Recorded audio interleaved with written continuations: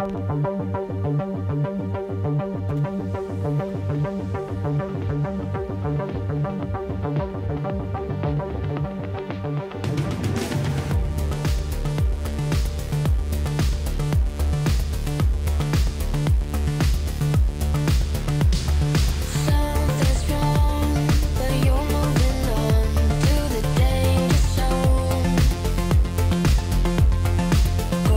smiles and flickering lights.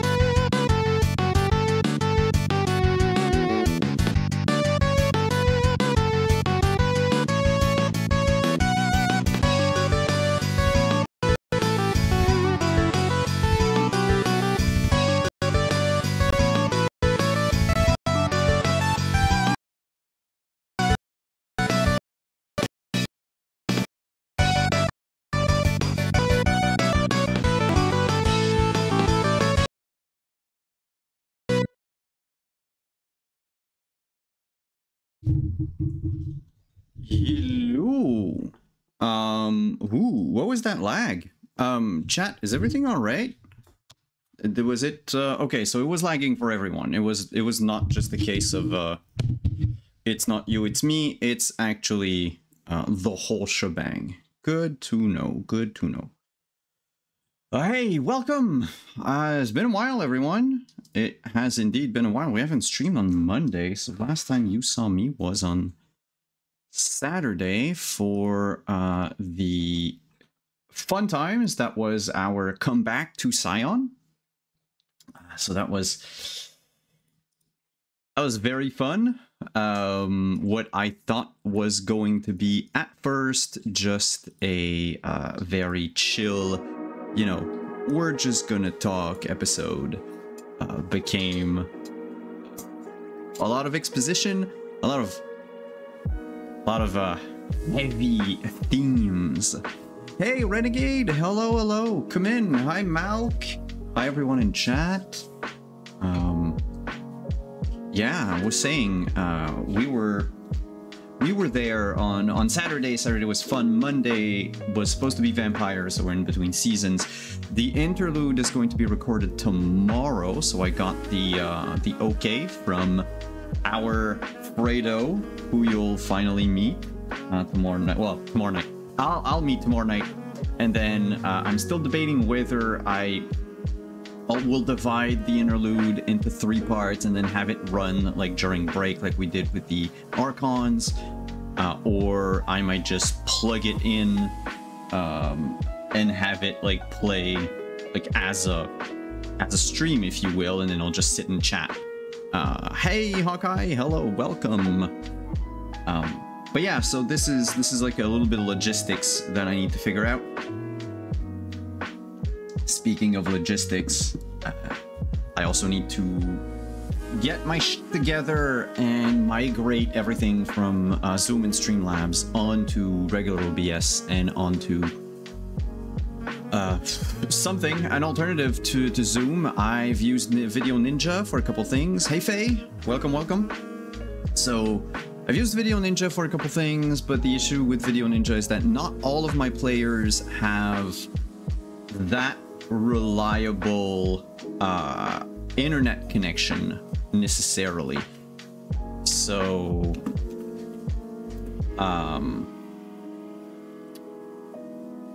it works for some streams, it doesn't work for others. That's the thing. So it's an issue. There's always Google Meet, but then the Google Meet thing, a lot of people don't like having to change their usernames all the time. So we're gonna have to look into that. There's another one that I've used recently for the Witcher game that we did over on Magi RPG. I'll say it like that. And it worked well, honestly. I just don't know anything from a production side. What happens. And yeah, well, we had car troubles this week. We had car troubles for the past month. I won't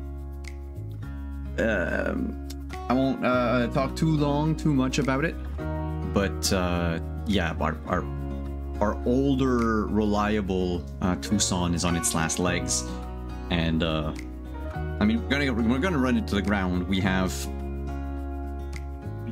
how many? What's the mileage on the Tucson?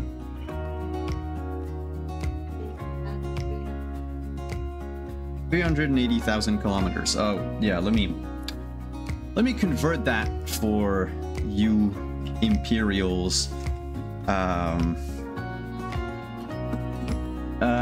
It is. I don't want it in. So 236,000 miles on that car. So it's due. Is pretty much like the Millennium Falcon. It's it did what it had to do, and now well, we'll see.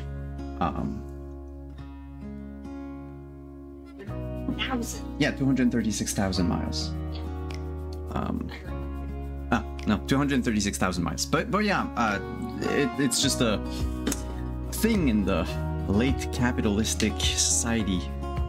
Yes, Renegade, that was Rin. Yeah. I think you heard her.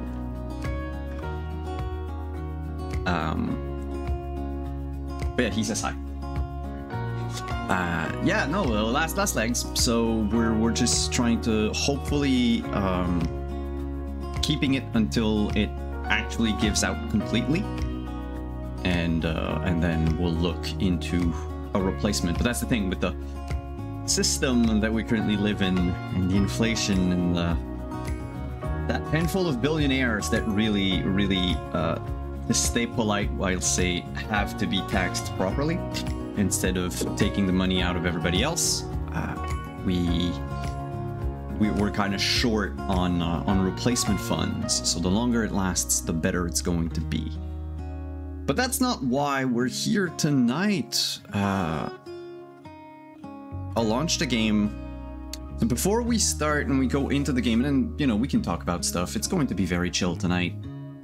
I want to talk about some of the stuff that I've encountered in the, at least, character creation and beginning of the game. Oh, I should actually put a message up. How do I actually pin a message to the top of my chat? Chat highlights. Is that it? Is that it?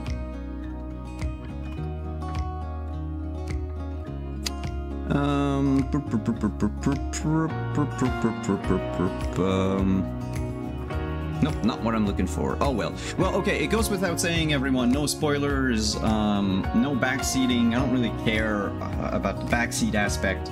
What I care about spoilers, I am currently in Act 3, so I've done like a big part of the game, but I like to play it on my own. There is stuff that I know. I have a lot of theories about it. I can share the theories if you want to. Some may actually prove to be right. Some may actually prove to be wrong. So far, my hypotheses have been, I was gonna say my headcanon, that's not really headcanon. The theories that I had about the game, about the villains, the plans, and how it ties in with the other Baldur's Gates, like, so far have been practically spot on ever since even early access. So the thing is I'm gonna launch the game. I know that streaming Baldur's Gate 1 wasn't an issue. The issue here with Baldur's Gate 3 is that it requires a lot more energy from my computer. It takes up a lot more resources than BG1. So I don't know if streaming it is going to be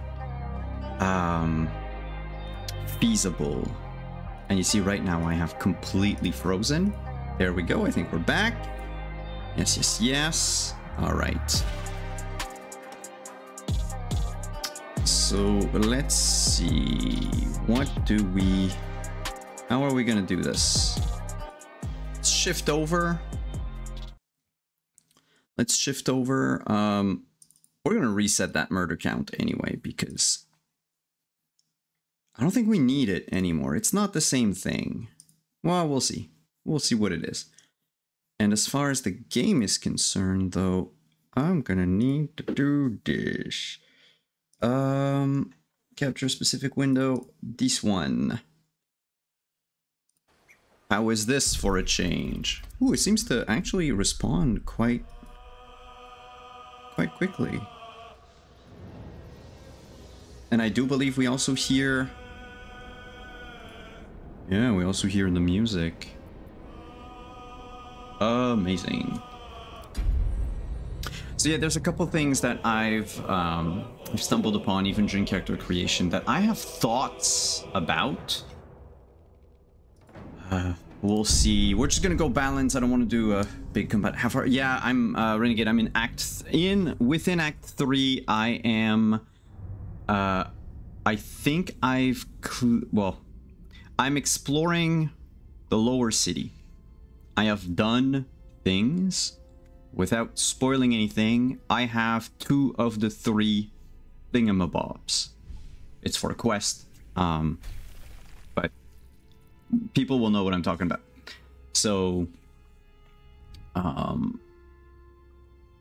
I don't know how much more of the game I have to do. Just looking at the Steam achievements, the non-hidden ones, I know that there's like 2 major villains that I haven't fought yet. Or I should say 2 major, yeah, I guess boss battles, I don't know. There's probably way more than that. And as far as my companions are concerned, I've tried to focus on this run. This was my solo game right now is my nostalgia run.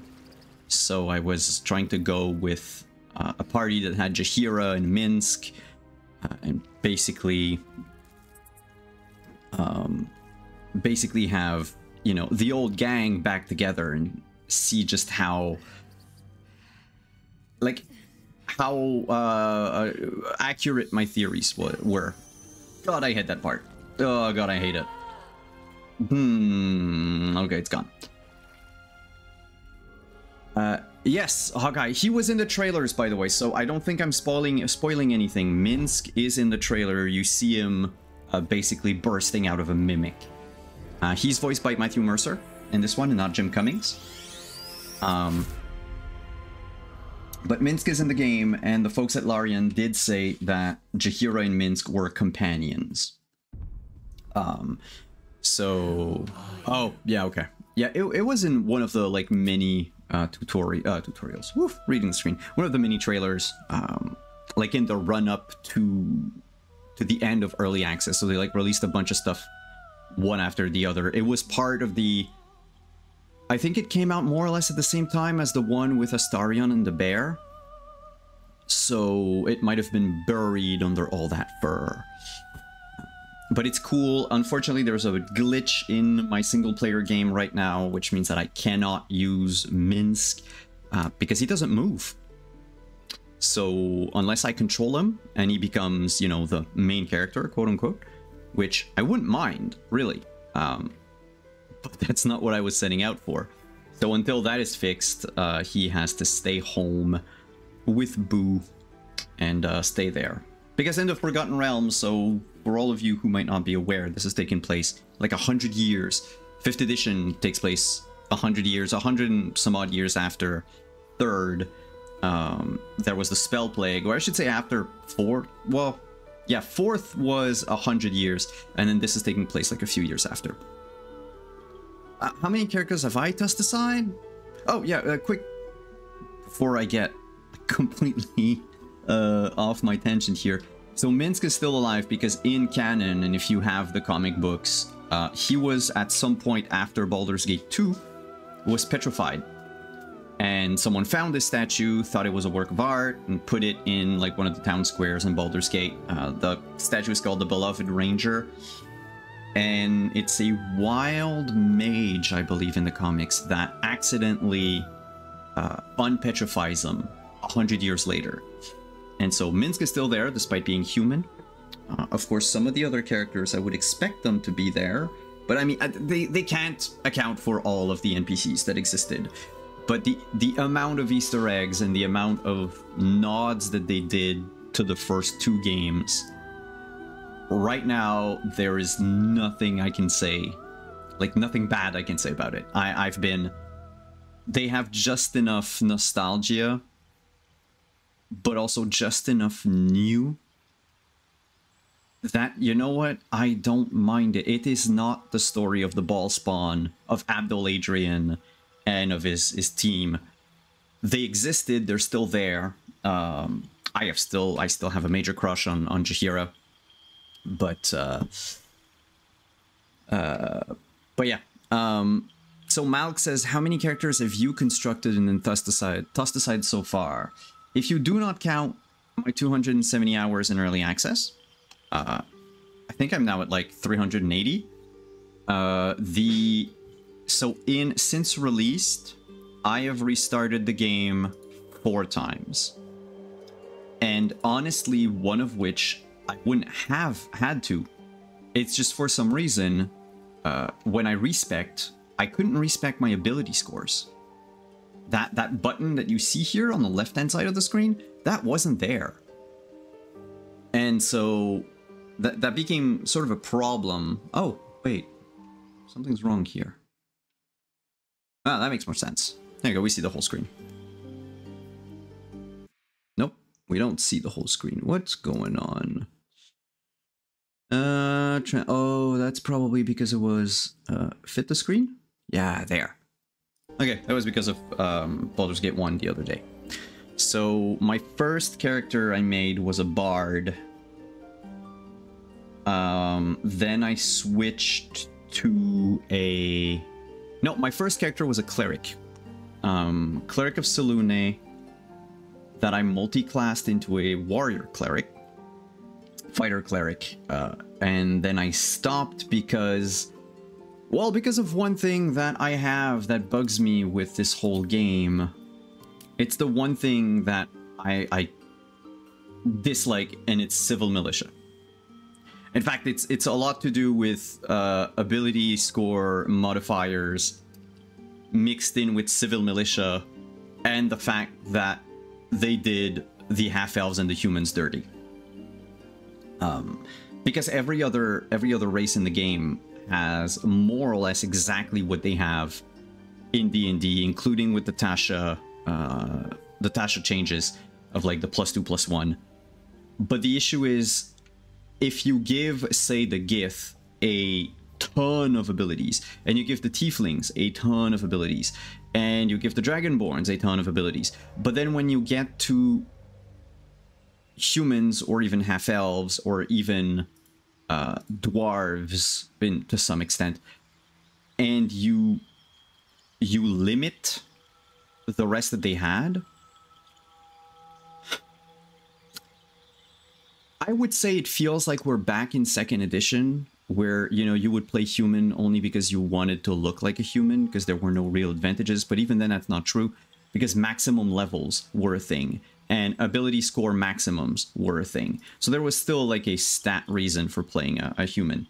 And that's kind of what bugged me, because most of the character builds that I had in mind all required me to have something more useful than civil militia. And what I mean by useful is, if you look at the feat as is, it only benefits classes that have no need or will not have the stats for those things. It benefits... So armor proficiency with light armor would benefit like sorcerers and mages.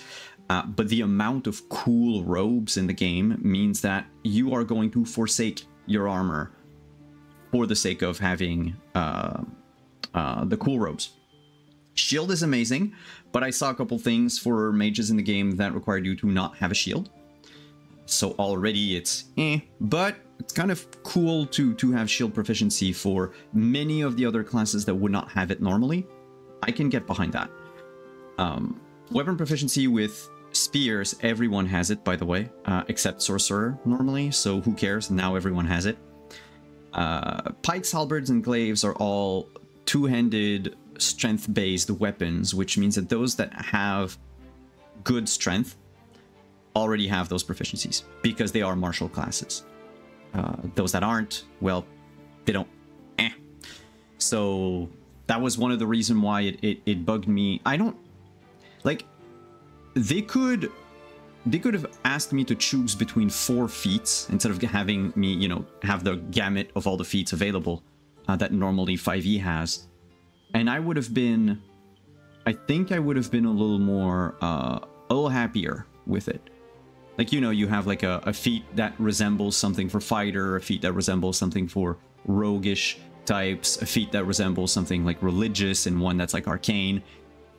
Just so you can customize a little bit your character, even if it's just like a skill proficiency plus a flavor thing. I would have taken it.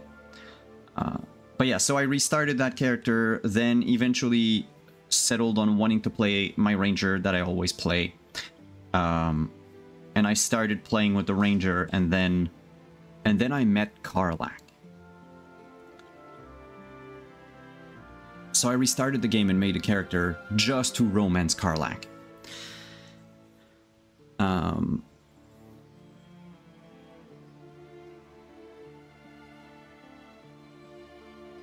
Not allowing the Guardian to be a Dragonborn. Oh, I didn't check. Because for my single player game, I did something, and those of you who are later in the game, do not say anything in chat about the Dream Visitor, the Guardian. But I made the Guardian like the character that my late best friend always played. Now that I'm in Act 3 of the game, it is ironic, hilarious, and very, very weird. I'm not gonna say anything else, but I get the feeling that he would have gotten a kick out of it had he still been with us. For most of early access anyway, I just skipped the Guardian creation because except for like one run in early access, I never, like, they never showed up. So I wasn't too much worried about it. So I went back to an elf bard. Actually, I have a picture. Let me see if I can't just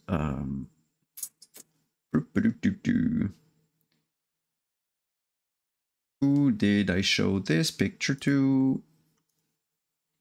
Trooper. Let's see, save image. Let's just do this. And then up here, we're just gonna put it in full screen. Wabam. Yes. Let's go grab it so I can show you who it is. He looks super edgy in that picture too because I apparently had the drow armor on. But this is my main character right now. That I have, so Elf Bard that I've affectionately called the Black Hound, both as a stage name but also as a nod to the cancelled original Baldur's Gate 3 project. Black Hound was actually the name of a character I played in a campaign, again as a nod to BG3. Years ago, it was a Horror of the Dragon Queen / Rise of Tiamat, and he was actually a dexterous barbarian rogue that my my coworker at the time, who was GMing, wanted me to basically make a character that could take a few blows, because the game was basically like an introduction to D&D to like two other of his friends, and they both made mages. Both of them were playing mages, and I never played D&D before, and so he felt that it was a bit too punitive because they would make a lot of mistakes because they wouldn't know. And so he was like, I need someone that's just a sack of hit points. And so for fun, I tried like a sly, wiry, dexterous barbarian. That was him. So, and now, yeah, I'm in Act 3, romancing Karlach, because she is the cutest of all of them. She said one thing. I think it's like soon after I had recruited her with the Ranger. And I was like, that's it. Because with my Ranger, I wanted to go the Shadowheart route, basically redo what I had done in early access, but also because it makes sense. And then she said one thing, and I was like, okay, fuck it. I'm making a new character completely. Is that a new run because one of the Act 3? Yeah, Faye, I don't know what's been. I don't know if which of your quests is bugged. I'm very sorry about it. I know though that they said something. The patch that they rolled out yesterday broke a lot of things. They had to roll it back, and then it made anyone that had a save with that patch like corrupted or something. And now, anyway, it seems to be fixed tonight. So who knows? I didn't have that issue because I didn't play while they were doing that. Human-only classes of 2nd edition. Yes, but so most of my 2nd ed playing and GMing actually was done through Baldur's Gate. Either the games, or because we were broke way back when in high school, and because our first DM actually stole the only book we ever owned, the only thing that I had to, and I think I told the story before, but the only manual I had to play the game was the Baldur's Gate 2 game manual, which had all the tables from the player's handbook. And so we used that. And for the monster manual, thankfully, we had more or less like photocopies of monsters that we had taken from, like, you know, borrowed from friends or whatnot. And then eventually the CD-ROM core rules came out. I got my hands on it. Not necessarily in a legit manner, but it was physically given to me by someone, so I don't know how they got it. But then at that point, it meant we had all the books. So that wasn't a problem anymore. So the human-only classes from 2nd Ed, we didn't have them. And I'm talking AD&D 2nd Ed, of course. We didn't have them because, well, they weren't in Baldur's Gate anyway. And as a player in 2nd Ed, I played 2 characters. Anaril was my... Anaril Silverblade was my first ever character. He was a human fighter. We didn't really decide on what we played in that first game. Essentially, we told our GM, our DM, like the class we wanted, and he built all the characters. So he was a fighter that had a Sunblade, and that was basically his whole shtick. Then the second character I played for a longer run campaign, was a dwarf psionic, which was very strange. Played him for a while. Actually, played him up until 3rd edition came out. Thanks, Malk. Yeah, we had to. We had to. That asshole took our stuff and then ran away. I did lose a few hours to a couple of glitches in Act 2 of this game. Without saying anything, basically what it is there's a place in a map where there are enemies, but for some reason the enemies are considered clipped through the map, and so you cannot interact with them, they can interact with you. So even AoEs wouldn't target them. I had to find ingenious ways, basically, like to like cast fear on them so they moved of their own volition, and then once they were out of that like tiny glitchy patch, I was able to deal with them. The thing is when it happened the first time, I hadn't saved in a while because, well, you might have seen my little thread yesterday. I don't tend to save often. I'll just live with my choices. It's just when things glitch like that, you know, you reload and you realize you've lost like 3 hours.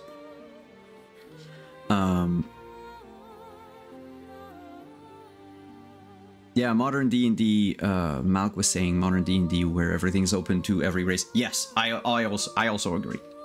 It was something that I absolutely despised from 2nd edition. That and weapon restrictions to clerics made no sense. To me, it doesn't make sense that a god's favored weapon is, say, a sickle, and their clergy, well, maybe not a sickle because it's a tool more than a weapon, but Kelemvor is a bastard sword. How come the clergy of Kelemvor is not trained in its use? Because I feel like it would be a sign of devotion to use it. And let's face it, old clerics were just friggin' like Christian priests based, and so only bludgeoning weapons, because that way you do not shed blood. You just kill people by massive internal hemorrhages, as Jesus wanted. So that thing I always thought was kind of weird, and I'm really happy to see it gone. So the thing for this run is I am not going to make a Dark Urge, because I know the Bible is a bit fuzzy on the subject of kneecaps. Yep. Love that character, love that line. I know stuff about the Dark Urge, and I do not want to play him, whatever it is I'm going to create. But I'm not going to play the Dark Urge until I have finished the game at least once, maybe twice. My goal is to so the Dark Urge, you know, if you just look at what it is and what they talk about is, you know, you are like pushed to kill, to murder, and you have like these sort of urges, yeah, that you have to act upon, kind of like a vampire in Vampire the Masquerade. And I want to play that as a paladin and see how long it's going to take until my oath breaks and how much it's going to cost me in fees to regain my class. So for this stream, I was wondering, we could play origin characters. We can play... I can make custom characters. There's a lot. There's one idea that I have, which is I want to make a run for the Jack of all trade, the Jack of all trade achievement, which is, you know, 1 level in every class without respeccing. And so if I do, I might just create a character called Jacques, and he's going to be this French adventurer, trying to gain a level in everything. Yeah, but that's... yeah, the Old Breaker Knight is going to be waiting for me. I've played with a Dark Urge in a multiplayer game up until the halfway through the Emerald Grove. I've seen things. And yeah, it's... there are ways to resist the Dark Urge. But unfortunately, someone spoiled like part of it for another thing that wasn't related. So you can resist, but apparently you cannot resist it forever. So for sure the Paladin will lose their oath, but the goal for me would be to see, first of all, how long it takes. And then, yeah, see what happens. So we can go with the slightly comical character of Jacques. Otherwise, there are many characters I've played over the years that I would love to play again. There's a Storm Sorcerer Investigator. That was one. I have countless rogues that I would like to play, that I would like to try. Thorgrim was a dwarf rogue that I made. It was kind of fun to play. Then I can go with my power hungry rogue from a LARP that I did.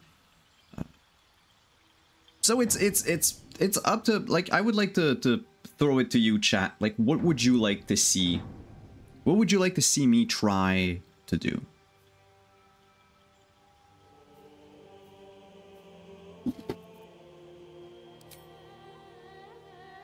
Realizing now that my Storm Sorcerer concept looks a lot like Gale.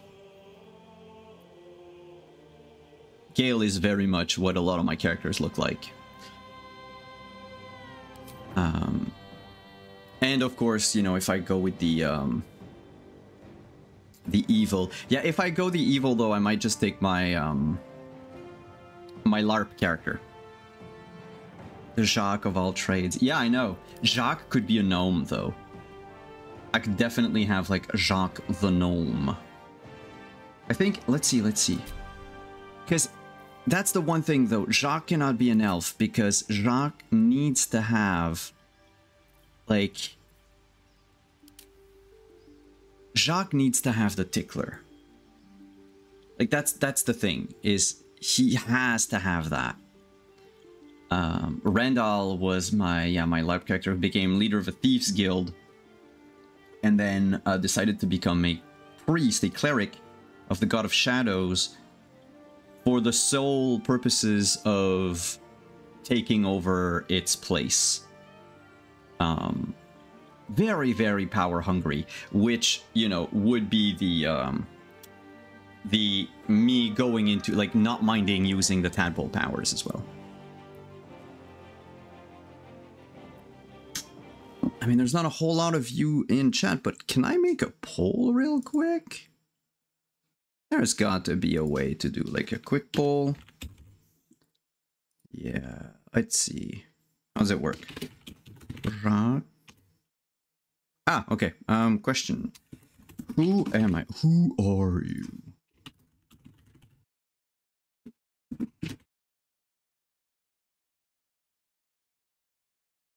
Jack of all trades.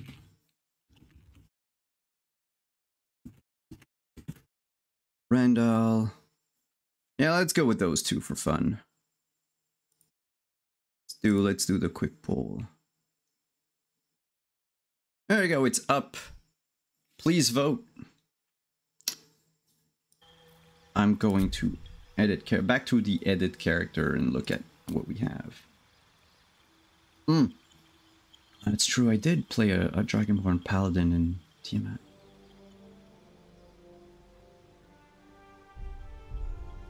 They all look so fucking amazing. Oh wait, while y'all are voting, which is probably going to be Jacques anyway, I need to fix a few things game-wise. Nope. Okay, we're gonna disable that for Twitch because I really am not sure if it's going to happen. If I'm gonna get like kicked out or something because of that. Yeah, no, that's fine. Cinematic nudity, I'm fine. Sure, we don't have private moments. It's fine. What I need? Yeah, I got the. Yes, I have the karmic dice up. Also say character after combat, that's fine. I have karmic dice, but honestly with the bard, I fail all of the checks that are difficulty 10 or lower. Because for some reason the game loves to screw me over with that. So the Twitch extension is up. Yeah, Malk, the half-orcs are so weird because I'm looking at the half-orc right now, and what I see is a human in a Halloween mask.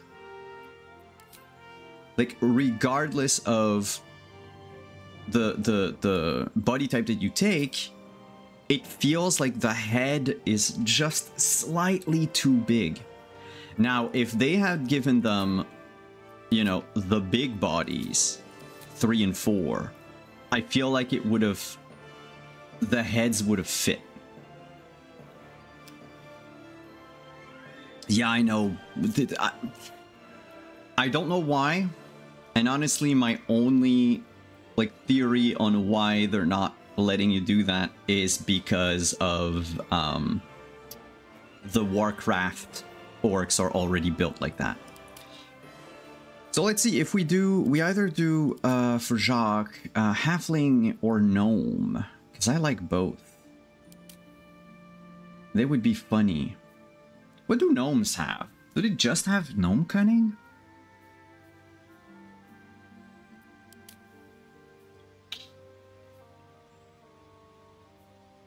Yeah, you know what? I think we're gonna start with a gnome. We're gonna start to see what we have. Okay. Dark vision, expertise on history. Ah, well, that's a given. I mean, okay, I have to play Forest Gnome. I'm screwed. This is the best spell in the game.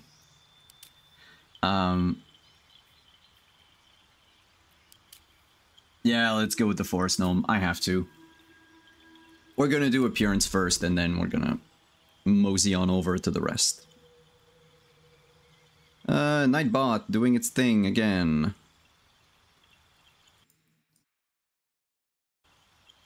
But they have, yeah, they should be proportional. Proportional, yeah. All right, let's see. Where to next? Let's hope the Hells, something. be wary. It's opened. More of those There's magic keeping this chest sealed. I can...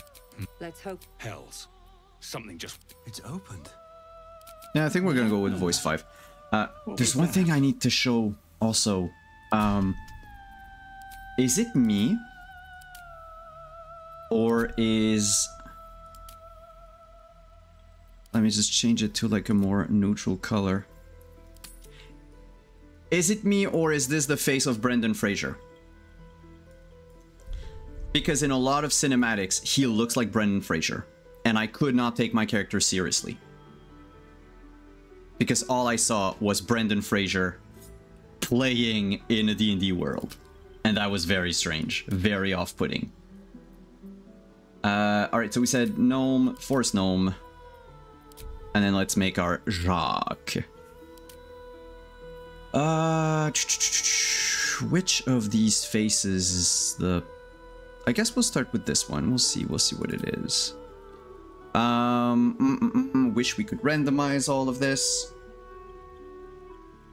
but not go with a true random. But I think he needs to be, like, uber pale. Well, yeah, let's go with that. Hi, Prax. Welcome. Come in. We're playing Jacques, the Jacques of all trade. He's going to be a prodigy, so we're going to leave him at the like youngest they can be. The very important part is they absolutely have to have the tickler. And I feel like all my characters always have frickin'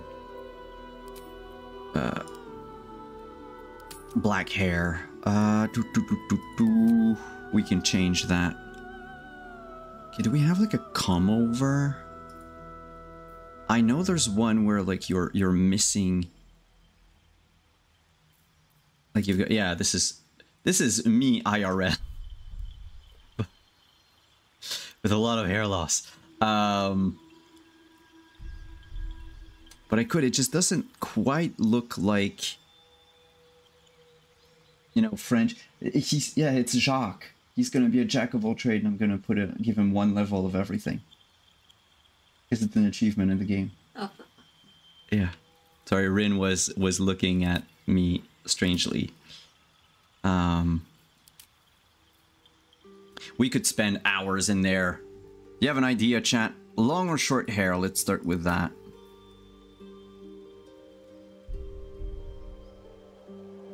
Long or short? Because I don't want Jacques to look too... we could give him like the Astarion thing.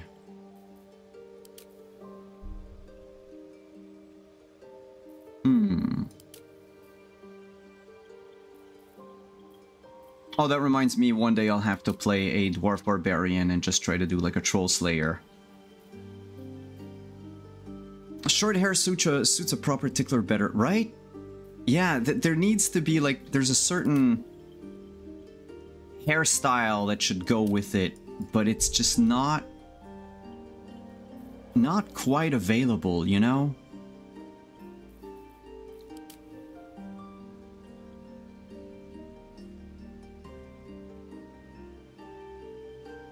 Yeah, we might change the face a bit.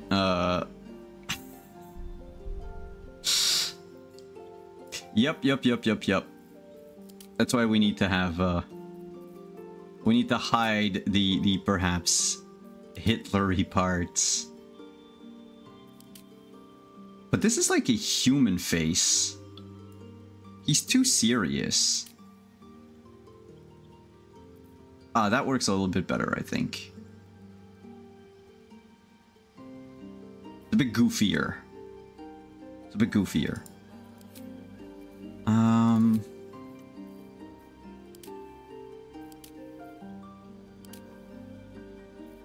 Yeah, no, it's got to be. The thinner the mustache, the better. Like, if I could have just this and not the rest of the... I guess we could go with that, but it's... Well, mind you... It's got like that almost... Or as pencil thin as the game will allow me. Oh, and I think we're going... We can go funky colors.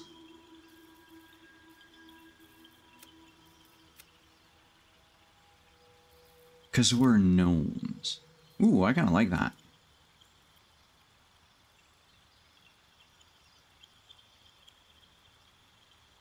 Well, look, I mean, it's the mustache thing. Like, I can't do the Hercule Poirot would be the go-to, but he needs to be you know, laughable, or at least that you wouldn't take him seriously because, you know, one level and everything.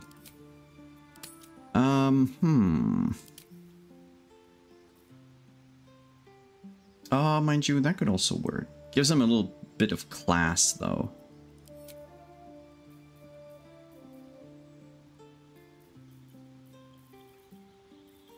Yeah, if I give him the... Oh, maybe I could go with,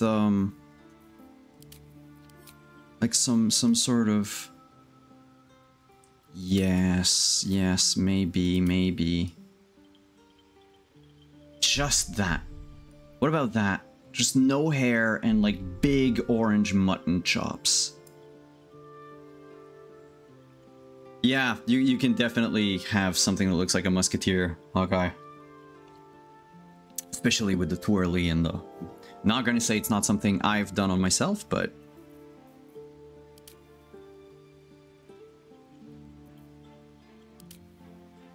I'm really thinking just the no hair mutton chops. Let's go. Oh yeah. We're gonna have though to look slightly different than the default face. Like I think we're gonna put on some earrings, put on some face markings, just so we have like other stuff that pops out instead of just the regular. Of course, we're special. We're gonna have heterochromia. And you know what? No, I said...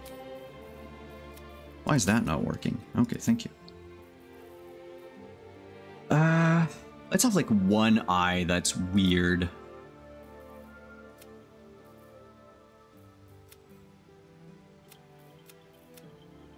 It's like, I don't know. Yeah, maybe something like this, and then just have like...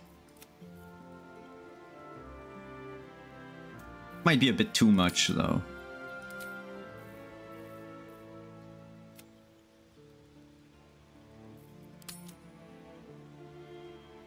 Yep, just strange enough.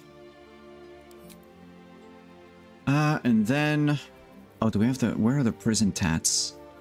I used them on a different character and I didn't know what they looked like. But I had a good laugh. It's not those ones with the beholder on your throat. It's... Oh, it's these ones. With the first edition beholder on one side. The owl bear. And then you have like another one. I think it's a... Is it a troll?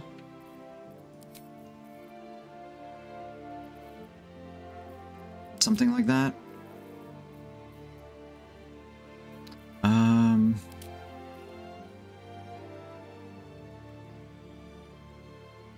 For some reason, he half reminds me of Solus from Dragon Age. Okay, but if we do this, it needs to be blue one, and then the other one needs to be the weird one. What if we go here, buddy art?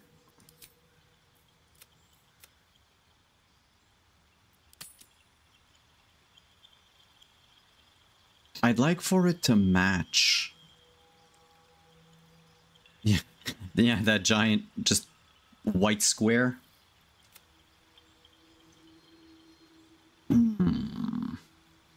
I mean, green and orange do go together. Do we have some weird green eyes? Emerald's my favorite, but... Well, yeah, let's go with that. Not too out of the ordinary. Piercings. My favorite are honestly, where were they? The Barovia fangs. Those are the ones I have on my bard currently. I really like them. Nah, too small. Archfey swirls. Well, just a bunch of rings.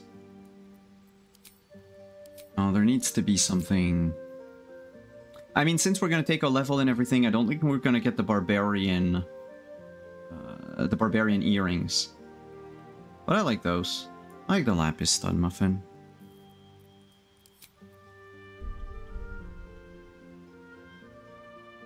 Okay, so I guess there we have them. Makeup, lips.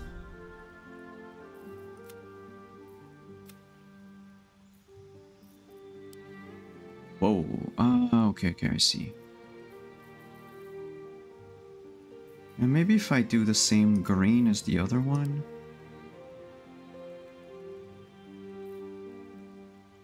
I don't think it's the same green.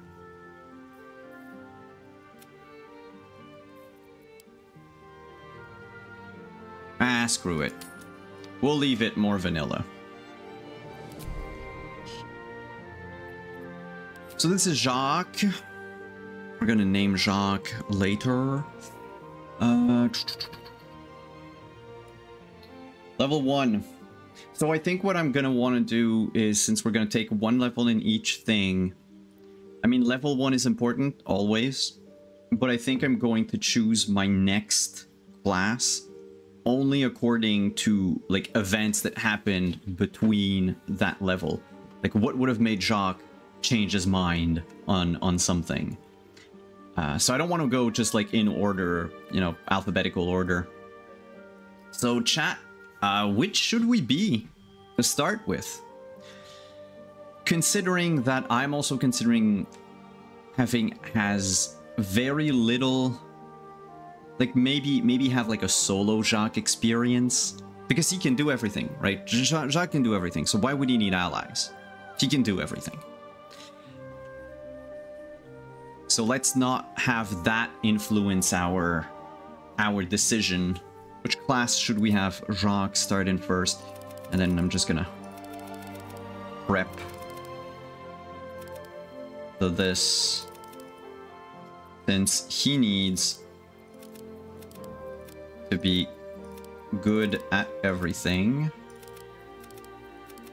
So he's gonna be bad at most things. There we go. This is gonna be a stat. For now, anyway. The unlikeliest choice in Go Ranger. Huh, you're funny, Malk. That would be my go-to for about anything. But okay. Jacques was a ranger. And, let's see. Proficiency in investigation. I mean, if we are to be to be able to do a little bit of everything. Keeper of the Veil is Arcana. The Ranger Knight would actually be the I think kind of the cheesiest way to go, because we would have heavy armor proficiency.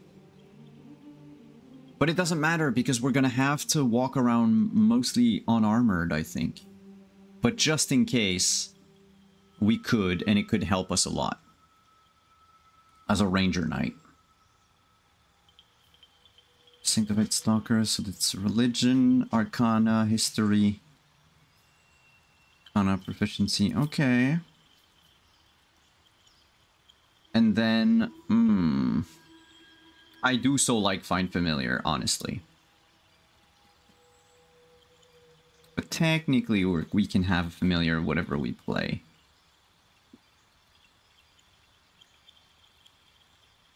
But you know what? Just in case. It's either that or Sleight of Hand.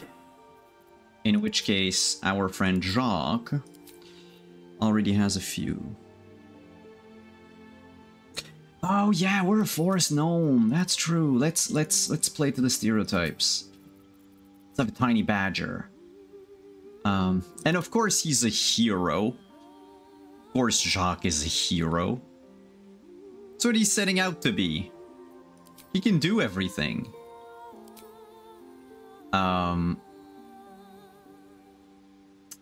What do we want?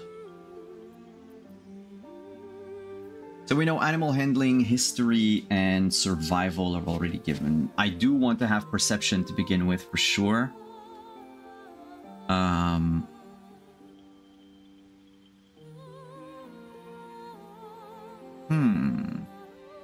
I think I'm gonna leave it at that. Seems very rangery, very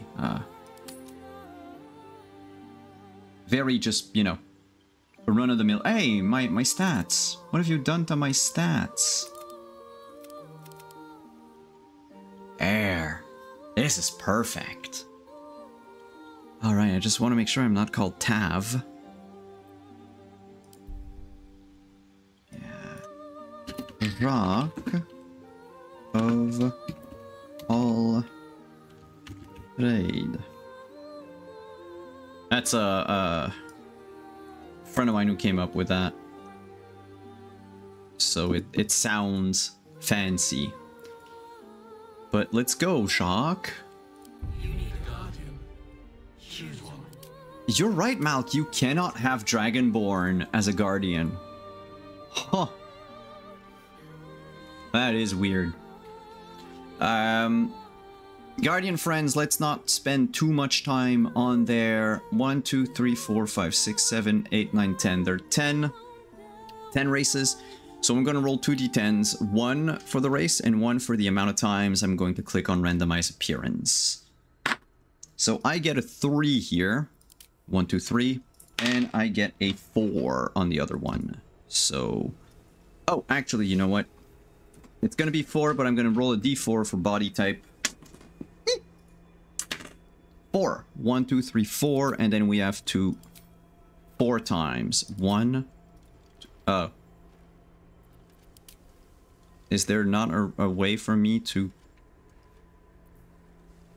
just have 1? Okay. 2, 3, 4. But it changed again. 4. No, it doesn't. That is so weird.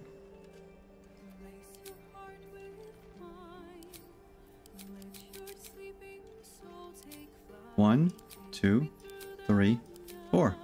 Yeah, it came back to the other one. That is so strange. Alright, well, you are our winner. I do believe... Remarkable. Truly. Cool. Cool. And... yeah, generic human. Well, we're gonna do something, though. We're gonna go in body art. And if I have, like, the lines of... if Jacques has the line of thing, so should our friend here.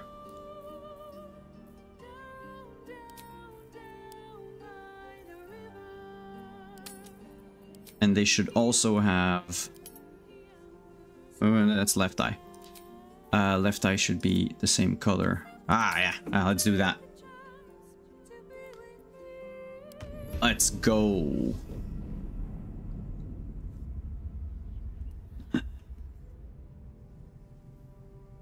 Hey, look at that. We only spent... what is it, like 50 minutes in character creation? Yeah. Again, I'll remind everyone, but I know that most of you here know that. No spoilers. We can talk about stuff. I can gush about how well, from a narrative design point, there's so many things that this game does well. I'm taking notes. Like, there's a lot of things that we did for chapters that, of course, they were limited because of the, you know, the medium that we were publishing the game in. Ours was limited by page count and the fact that, you know, the more content we had, the heavier the boxes, more expensive the shipping. So that becomes a problem. This, for those of you who didn't know or might not know, is not the city of Baldur's Gate. I believe they gave the name at some point. I think it's Erebor. I'm not quite sure. But yeah, it is not Baldur's Gate. And yeah, Malk, they nailed the open. There's a lot of things they nailed. There's also a lot of things that once you've played through the game once and you start over, suddenly begin to make sense. Details. It's always details, but like that's what makes the game so amazing, is their attention to detail was great, to the point where things that I would have expected, there are behaviors from the game that I would have expected, and I was pleasantly surprised that it actually did. It's hard to say anything without spoiling, but basically you make a choice in the game and you would expect that, okay, well, it's done, you know, it's you did a thing, and it's a video game, so it's not necessarily going to remember these variables all the time. But the amount of variables it remembers and the amount that it calls upon is just amazing.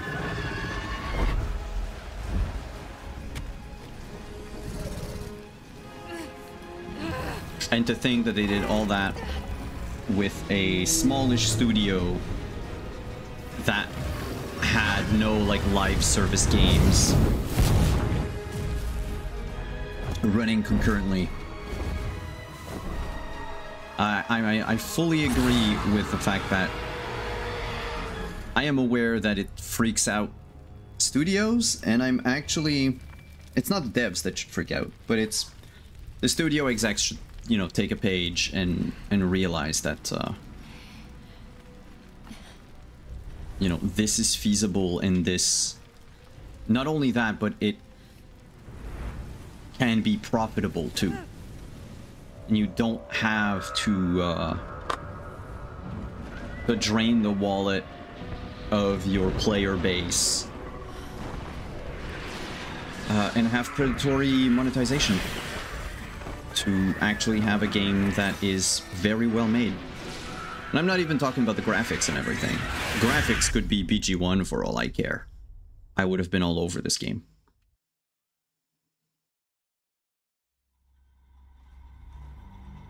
I think my cat agrees.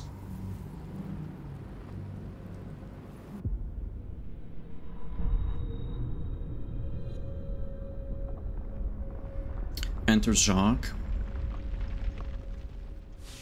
Just to annoy all of you, I'm going to read all of the lines that the voice actor does not say in a French accent, because it's Jacques.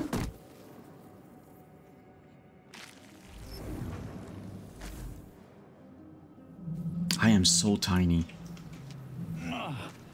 My head. Alright, let's go, friend. Can't be cast while your new parasite adjusts to your mind and magic. Uh-huh. Where the hells are we? Alright, let's have fun. So, of course, I've been through that fucking Mind Flayer ship so many times that I'm not going to stick around. It's going to just be my, like the usual... Project into your mind. A nautiloid hurtling through the plains, resplendent with psionic energy. Breathe deep. Also, Amelia is amazing as a narrator. But yeah, I'm just gonna go around, do like my little run that I would used to do with early access. Which is basically, I'm gonna loot what I need to loot.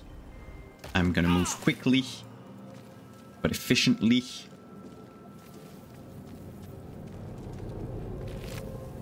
Because I am, after all, Jacques the hero.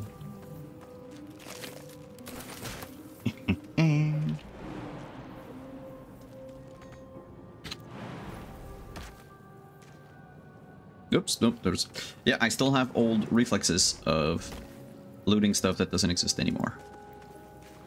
So Consumers appreciate quality and not being treated like wallets waiting to be drained. Larian earned my money and respect as a studio. Yeah, they had already earned my respect with Divinity.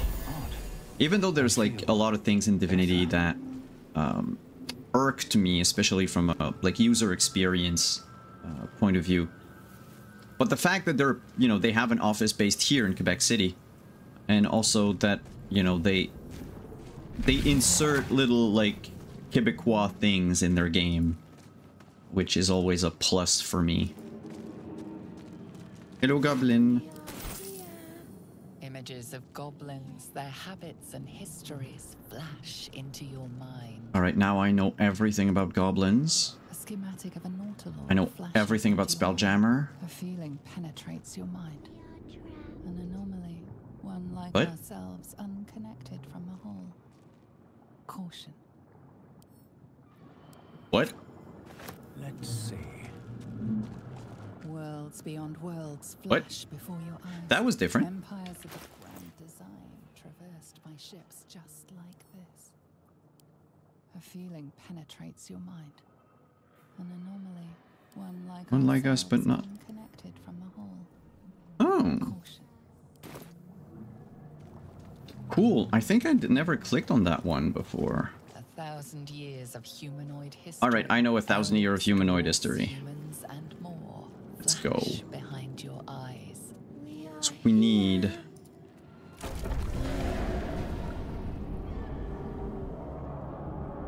It's okay, baby brain. I'm here to save you. I am Jacques the hero.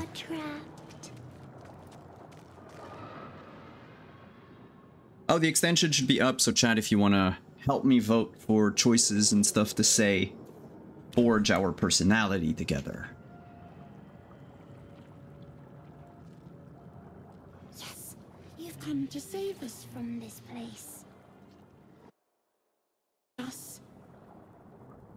Well, have a good night, Prax. Thanks for coming over, and we'll do our best to survive.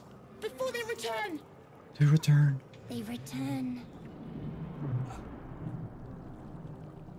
I want to test it.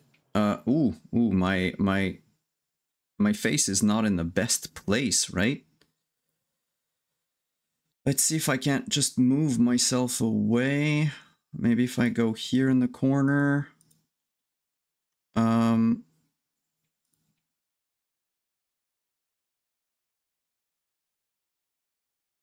Yeah, like what if I go here? Is it a little better?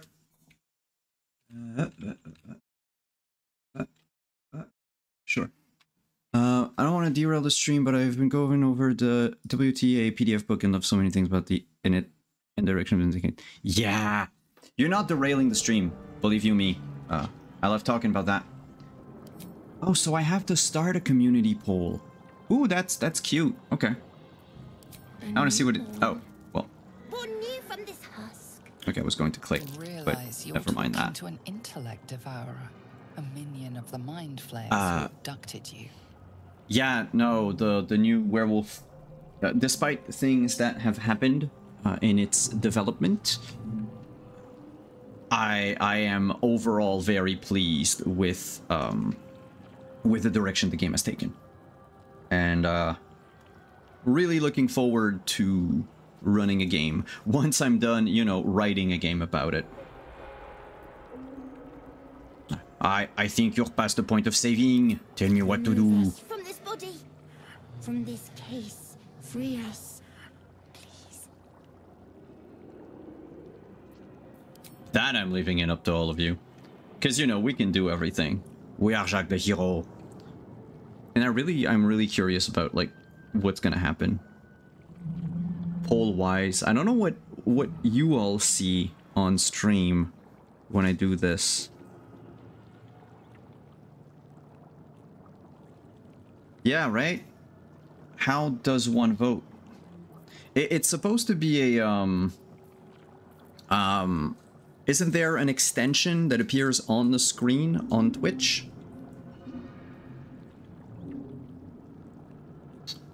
I'm gonna test something out. Can you just go on my stream for a second?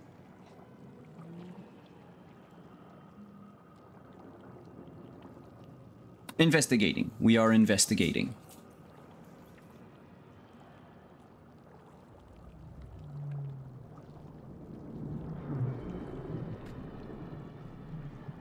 Ah, you're not subscribed to my thing.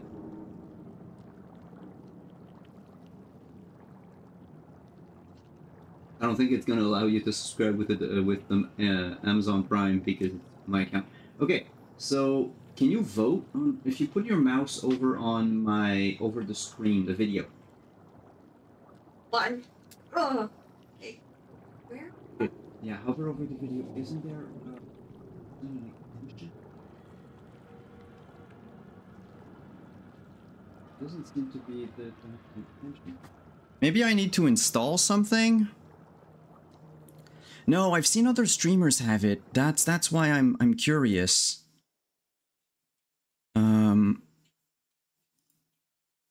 Pause, friends. I'm going to just look into something. It might be an extension that I need to activate on my end. And then you'll be able to interact with it.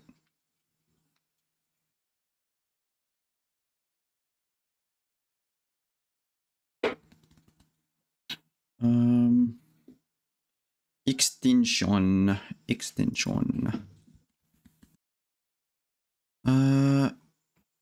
Guess it's going to be in my settings. Maybe. Oh, it could be in connections. Oh, extensions. Okay, got it. And then Baldur's Gate 3 companion.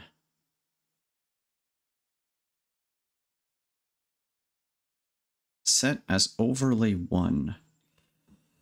This extension will activate every time you set your streams category to Baldur's Gate 3. When you search for a different game, it'll deactivate. Okay, cool.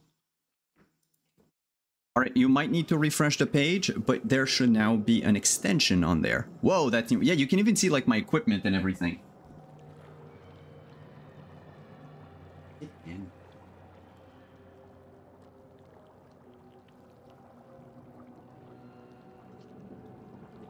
Yeah, so there should be a way for you to vote on what I have to say.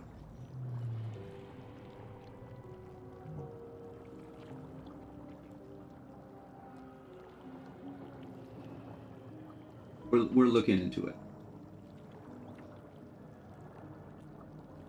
Vote for dialogue options. Oh, I might need to stop it and then restart it. Okay. So wait, I'll inspect the exposed brain. You notice edema, a swelling of the brain causing pressure. Of course I notice it. I know everything. The shell of the skull. 1,000 years of human history. Okay, there. I started a new poll. What about this one? Can y'all see it? You voted. Oh, I didn't see it. Why? It works. Oh, that's pretty cool. I love it. All right, we're going to attempt a cerebral extraction.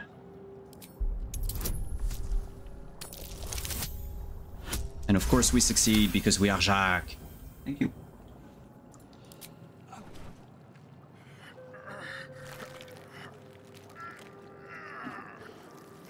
The brain lifts from the skull. But you notice an opportunity. You could cripple the strange creature, making it more subservient, should it prove a threat.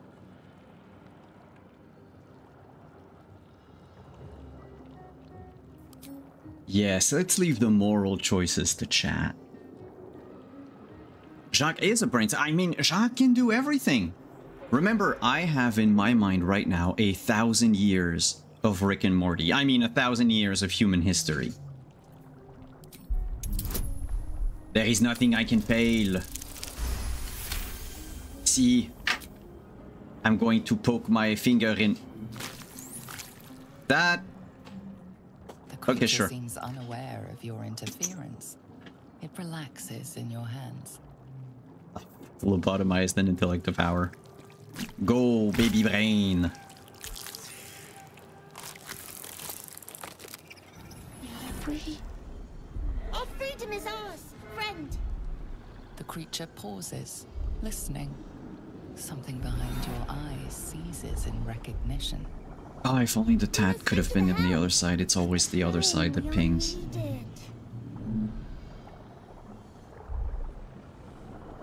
And what should I call you, friend? Us. We are us. You are the United States? I don't understand. Alright, let's go. To the helm we go. We are going to the helm. I also love the glitches in this game, in the cinematics, where your the NPC will say their line and then nothing happens, as if like someone forgot what the next line was supposed to be. It's just hilarious. I love it. Let us go, my friend.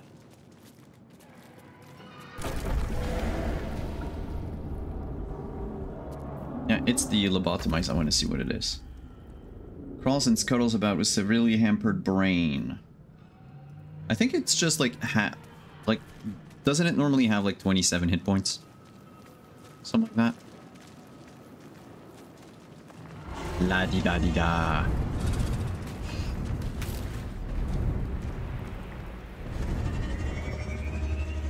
God, it's so fucking cool.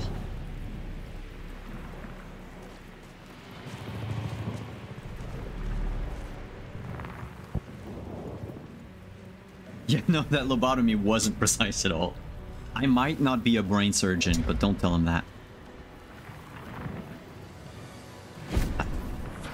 I know you are going to attack me. Nothing can get past my perception checks. This is your end. Your head throbs and your skin tingles. Visions rush past. A dragon's wing, a silver sword, and a flash of your face seen through the strange woman's eyes. Oh. My head. What is this? Skvar. You are no thrall. Vlaakith blesses me this day. Together, we might survive. Oh my god, it's gonna be that the whole game. I feel like everyone, when they look at like a gnome or a halfling and they interact with them, even dwarves to some extent, it looks like they're talking to a child with how their facial expression is. It's just so amazing. Who are you? Your only chance of survival. Hello, only chance of survival. What made you think I was a troll? We are parasites. Unless we escape, unless we are cleansed, our bodies and minds will be tainted and twisted. One big thing you like about... Yes. Oh, God. The fact that it's no longer tied to, you know, racial purity. Yeah, that is a big thing. There are changes that they've brought on. I'm not gonna go into that it's not discourse, it's not drama, it's very important, but I just don't, it's not my place to talk about it tonight, and there's probably things I can't say because of NDAs still. But yeah, I know, right?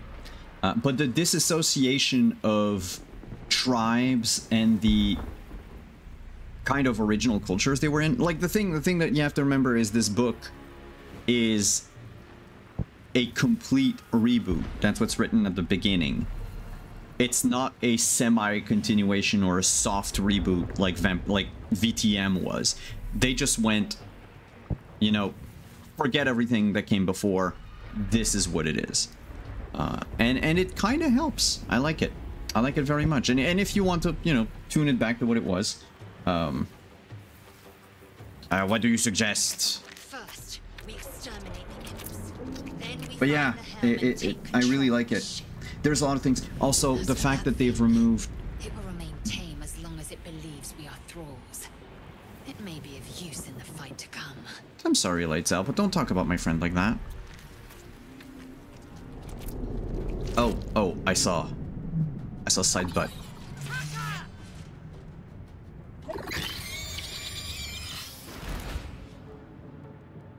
Tiny little shits. What's the other thing about Werewolf? Yeah, the fact that they removed the Metis The fact that they removed the Ronin, like all of the edginess, and the strange things about like Fianna's and Orgy and being, you know, magically induced sexual drive. Those things were just icky and weird, and even if it wasn't the original intent, that's how a lot of players used it as for, and they used it for, yeah, both. Important is ever easy. I mean, regardless of what we do, we're going to win because it's us and we are Jacques. You didn't see that, Leitel.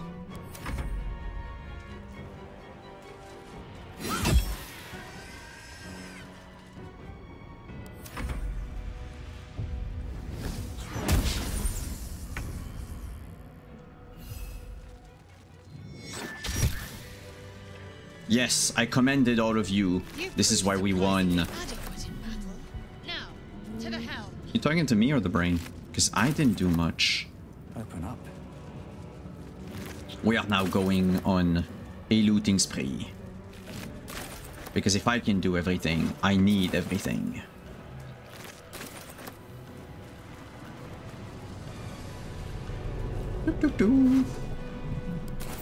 That's an elephant cradle. Oh. Well, alright. Nothing else. I think we looted everyone. Yeah. Come on, let's go. Can I? Ship won't be able to take Awesome. another dragon attack. We need to get out before it's too late. We can't have a badger. But I feel like... What's Bufotoxin? Impose disadvantage on dex saving throws. Okay. Creature is pinched. Wow. I'm gonna summon a crab. I never did it with the Found Familiar. No, I very much like it too, and I can't help to wonder if some of the racist aspects of Norse people helped to lend to get the onset. Well, so, yeah. Mal. There's a whole thing about that. If, not going to get into it, but I understand the need to make it clear that this is not a Nazi game. Because, like, all the points were there in the older editions, right? And the thing is whatever you do, whatever you create, Nazis will co-opt it. That's the thing. They did it with My Little Pony. It doesn't matter. They will take anything because, well, in a manner of speaking, they cannot create anything. So they will take and they'll... To stay in werewolf apocalypse, it's like the worm, right? It'll take and it will corrupt. So it's, and also from a game mechanic point of view, the Red Talons already did pretty much what the Get was. The Get was already, they were already a little bit too powerful. Like everyone that I spoke to who played those broken builds that could one-shot a Nexus Crawler, they were all get a Fenris rune. So it's a good thing. Like leave room for other people, but also leave the edginess and the bad things, the bad elements out of it. I feel like Scimitar might be more fun. Yeah, look at me, I am Jacques. I'm wielding weapons that are literally longer than I am tall. Let's go. Oh yeah, I don't have to attack them anymore. No, it's okay, it's okay. It's not early access. Stop. You don't have to hit the sphincter.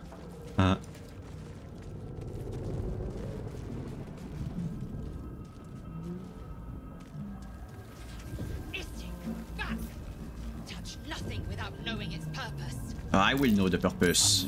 See, unleash. Can't read this script. This one is I think it's it says push, and this one says bathroom. Machine made them hostile. Well, apparently they did not like that I wanted to go to the bathroom, so we're gonna have to deal with it. All right, I'll just jump. Just go do the thing. Yeah. From here. Worry not. Jacques is on the case. That's slightly better. All right, let's go. Tiny crab. What's his name?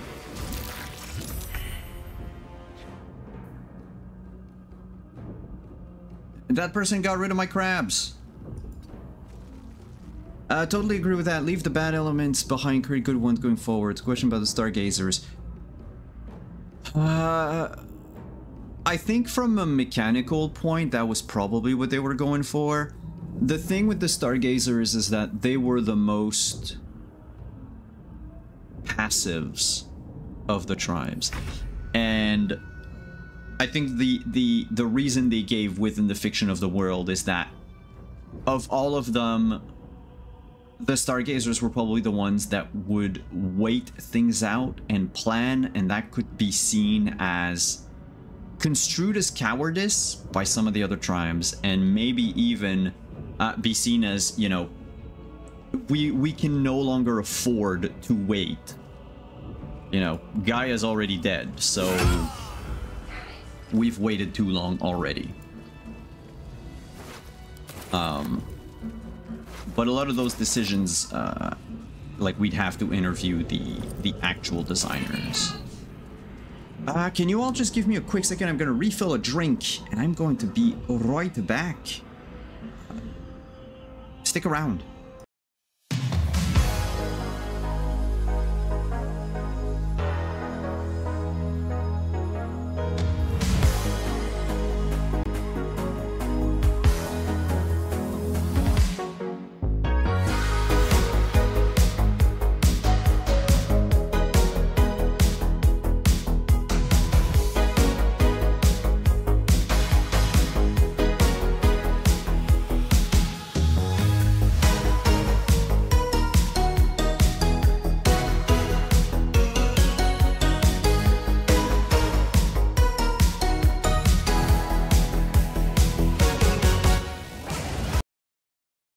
Drinks were very close, so we're good to go. You! Get me out of this damn thing! We have no time for stragglers. She says we have no time for stragglers. But I'm gonna look for a latch, and I'm gonna succeed because I'm Jacques. This ship is crashing. Do you intend to die for a stranger? I look around, there might be something to get this thing open. Next to the pod. They did something to it when they sealed me in. Hurry! Please! On my way. A damsel in distress. I should really do something. Also, this is very important. Brain in a jar. Faint images appear in your mind. A brain, a Githyanki warrior, and centuries of darkness. Well, that's kind of their fault if they decided to go into the Underdark. Which, by the way, is just as dark as, you know, space.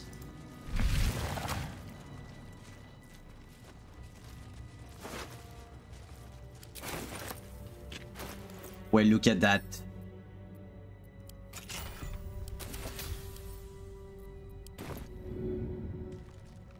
We don't need it anymore. How many hosts of these gay infected? I don't know, what is this? This woman is trapped inside the pod. She doesn't notice you.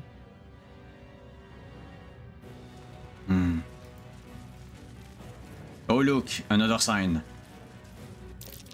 Could mean anything. Yep, it says release.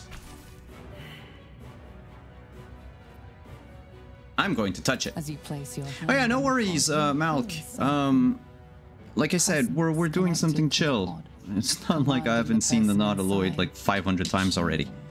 But yeah, no, I love talking about it. Oh, you've had the PDF for weeks. Damn, it means I could have talked about it for weeks. Yeah, I really like it. It used to be that I wasn't interested in running a werewolf game before. Change. Changed at the pull of a lever. How? Because there were too many things I didn't like. Purified. And This may be our fate. with what they did now, I'm actually looking forward to it. Before it's our turn. But, you know, I'm also in the process of writing a game for Werewolf. So there's that. I want to run a game, but I'm also at the same time kind of already designing one. And I'm not going to do with Retaliation what we did with Chapters. Like, I'm not going to run a stream where we play in like a prequel environment to that. But for what? Another brain. Yes, another brain. It's going to take a while before... Not going to say anything more, because I realize this might be spoilery. Oh, okay. Okay, that's what I mean by weeks. Yeah. I knew I could talk about the game from Gen Con onwards. But I have had this the book console appears dormant. for like years.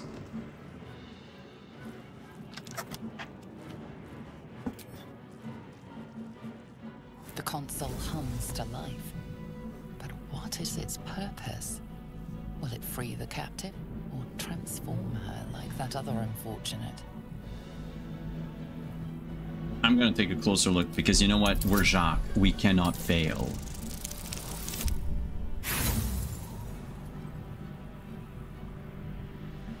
Nothing in the appearance of the device betrayed it could even Shut up. transform Shut the up. occupant of the pod. I know exactly what it does. Suddenly, you feel a hideous squirming in your head. The parasite. Then Yeah. discomfort fades, and another See, sensation washes in many of my friends, Connection. they weren't interested in vampire. They... Oh, by the way, quick tangent. In one of my playthroughs, I actually failed this check.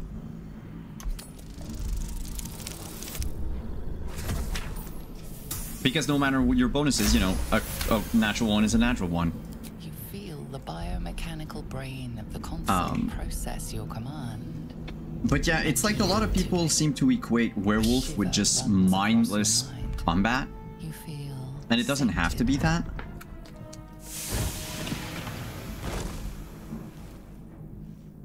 So anyone who wants like a bit more roleplay will gravitate towards vampire instead. Which it doesn't have to, you know. Was going to be my coffin. Thank you. Your mind lurches into her thoughts.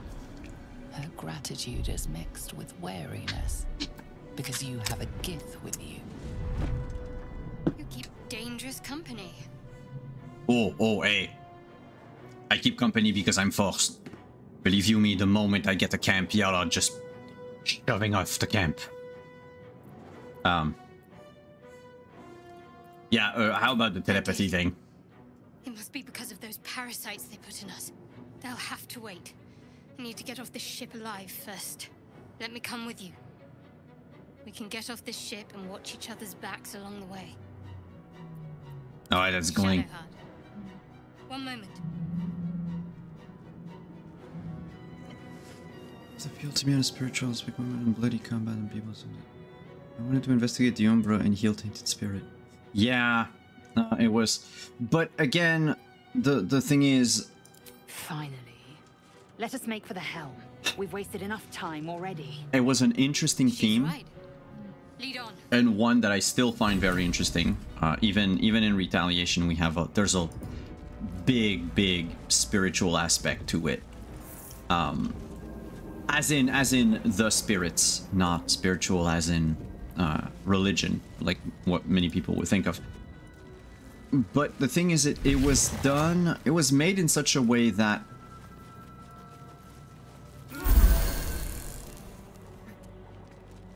I don't think that anyone at White Wolf way back when went in with bad intentions from the start. I'll trust my own judgment. Oh, stop fighting. Cane yank. That would be way too hot. But there were a lot of things about like spirits and basically, you know, to some, well, Native American mythology, of course, and culture. But that like aspect of Shintoism that was like reductive. And I mean, in a way, it's,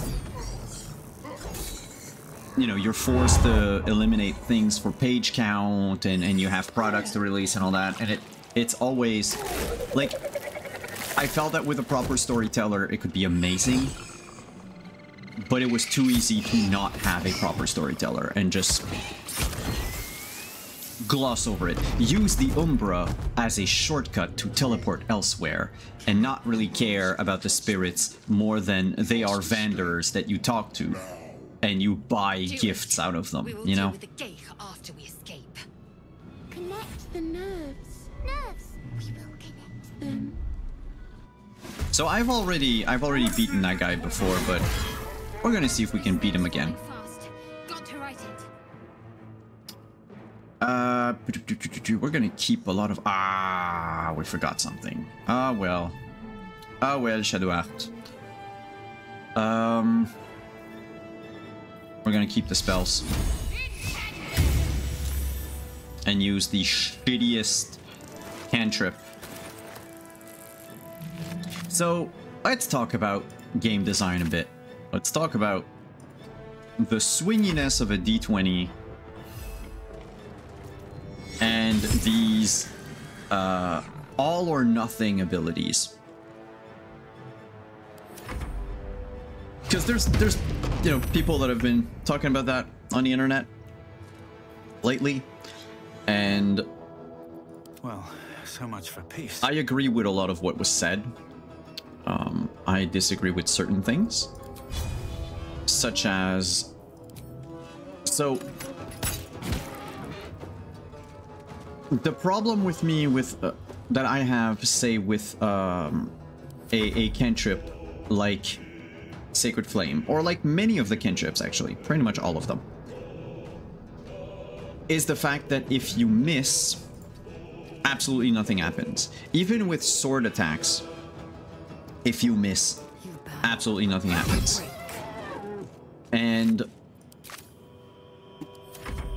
one argument will be, yes, but over the course of the game, you know, a cantrip and a melee attack or a range attack is not a resource spender, and thus you know, it's going to even out at some point.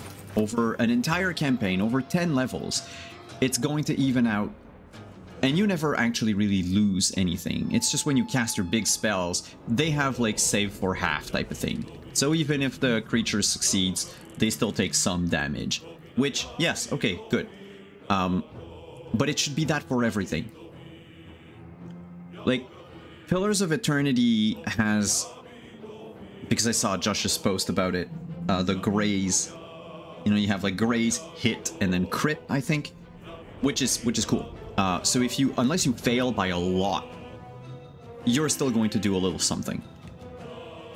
And my issue with the saying like, yes, but it's going to even out over the course of an entire campaign is it doesn't in the moment.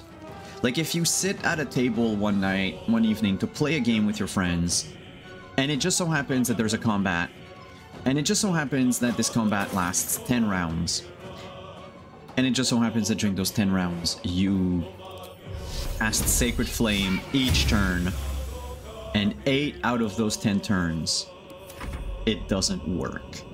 Or you have, you know, range weapons, and you shoot arrows, and 8 out of those 10 arrows miss, like, you're gonna have a bad time. You're gonna have a bad time. And some people will say, you know, well, you can try to get advantage to negate this. But I feel like advantage is not really enough. In fact, one of the issues that I have is the D20 is ubiquitous. I love it. But it is so strange. Let's backtrack. Start with, oh, so what drew me to try 5th edition was Bonded Accuracy. I loved Bounded Accuracy. I loved the idea of Bounded Accuracy because it meant that nothing, except rare exceptions, would be beyond a 20. So the D20 and all the bonuses that came with it could all equate to more or less like 5% increases. And so if your character was proficient in something, they instantly became 10% better. A starting character who had the best stat, let's say, with a point buy spread like they did for Baldur's Gate. Yeah, we're gonna shoot you. Oop, that didn't work.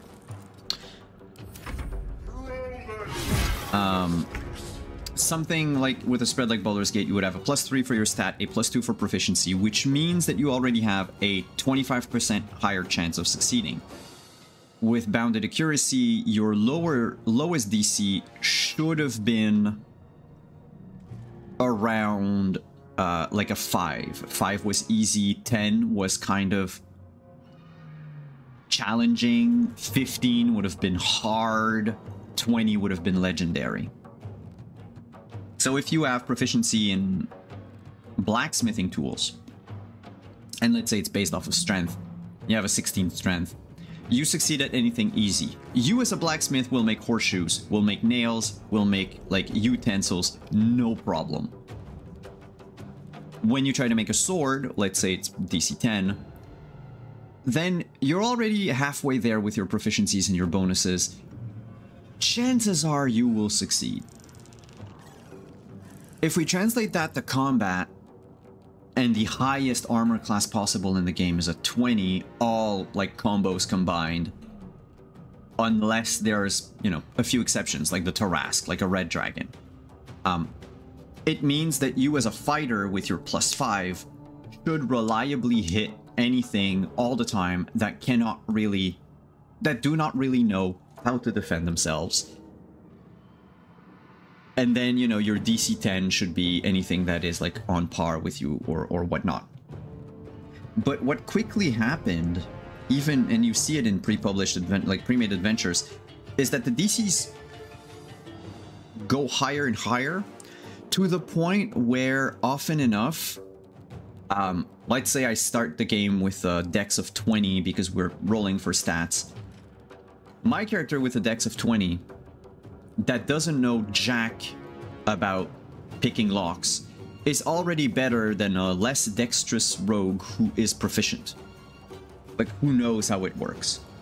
I can just fumble around with thief tools and it'll work. And the thing is the DCs become so high so quickly that, I don't know, there's like an imbalance with that D20 where the trick is to have advantage so you can roll twice and take the best result because it is so swingy. I would have liked a way to have, see like something like this. So it's 40%, I miss. That was my whole turn. I feel like there should have been a little something. Even if it's a first level spell, even if it's a cantrip, even if it's an attack. Like, maybe those things are resource builders instead of resource spenders. And so if you miss, you gain a resource that you can then use later on to maybe negate a miss. That could be a thing. So every time you attack and you miss, you can either choose to expend, let's call it, I don't know, fighting points, action points. So, you know, if I attack and I miss, I gain 1 action point, or I can spend 2 action points to negate the miss and make it like a hit, and then roll for damage. So for every 2 misses, you would have like a 3rd for sure hit shot. So let's take our combat over 10 rounds from earlier where I missed 8 times. Well, in reality now with the 2 for 1 like builder spender, I would have done miss, miss, hit, miss, miss, hit. And then, you know, miss, miss, I'm at what, 8? No, that's 2. Miss, miss, hit, miss, miss, hit, miss, miss, hit, hit. Yeah, there were 2 hits. Anyway, it would have come down to like 5 out of 5, I think. Wow, I'm bad at math tonight. And so I feel like it would have made my evening as a player more fun, because I wouldn't have to sit around and just wait and roll a d20 and then, you know, skip to the next player. Some ebb and flow sort of resource exchange. Yeah, I know, right? I know games that do it. I know. Oh yeah, my chances to hit are really bad with Jacques, because I forget that he has like very regular stats. It's now or never. Yeah. Sorry, Lightzel. I completely forgot. Not Lightzel. Sorry, Shadowheart. I completely forgot that right now we are unable to do anything to Commander Jacques. So maybe we should just do what we're supposed to do. Anyway, I already have the achievement. So let's go.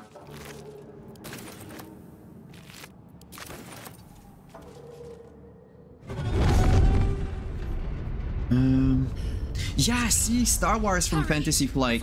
I used to not like to be fervently against. No, they're custom dice, it's a way for them to make money and blah blah blah. And like in a way, yes, it's a way for them to make money with like proprietary systems and such. But one of the things that their system also does when you really sit down and read the book is it allows a certain like give and take from the player and the not the player, the GM and the players, like the flow of the world, if you will. Something happened, I didn't see it, but I think the Mind Flayer got whacked. So this is becoming a problem. See, it has been I think it's her 5th turn or 4th turn, and she only hit once with Sacred Flame. Yeah, miss my blaster shot. Can I give an ally a bonus to their next attack since I made the enemy off balance? Exactly.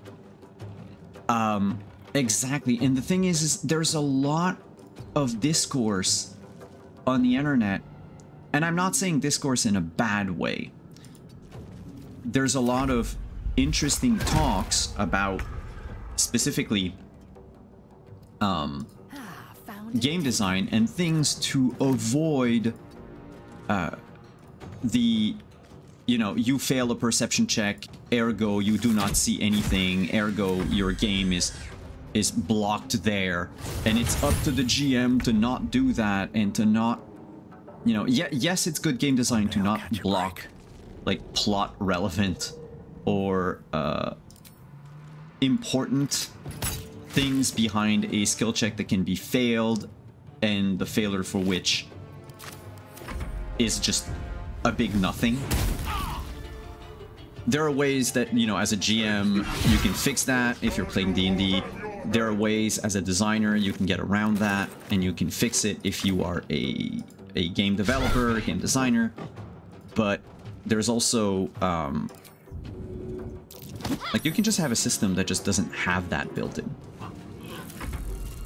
And there are already systems that don't have that built in. And it is possible. A more talented and understanding DM than in D&D who only has to see the numbers match up and decrease. Well, see, that's the thing. Is way back when, I'm talking second ed, Never a dull moment. we keep making fun of Thaco, right? We keep making fun of Thaco because it was this like math-heavy, very problematic like system that took up a lot of time and was very confusing and unnecessary. But if we were able to teach, you know, players... If we were able to teach players how to use Thaco back then, we can teach GMs now how to use systems that aren't necessarily pass-fail with it works, nothing works. You know? And when I say we, I'm talking mostly at Wizards. They've done it with some of the stuff in second and fourth edition, with some of the powers that, you know, had a pass-fail state, and then the failure still had something. But it wasn't enough. To me, it should have been... I think I like more the idea of the resource building than... the resource building and then spending, than the just nothing happens, because it's gonna be... Like, yes, it's gonna be okay in the grand scheme of things if you're theory crafting, but when you're theory crafting, you're not playing. Like, your Excel spreadsheet will say something, but it's not... You cannot quantify fun. It's very hard to have hard numbers on is it fun or not.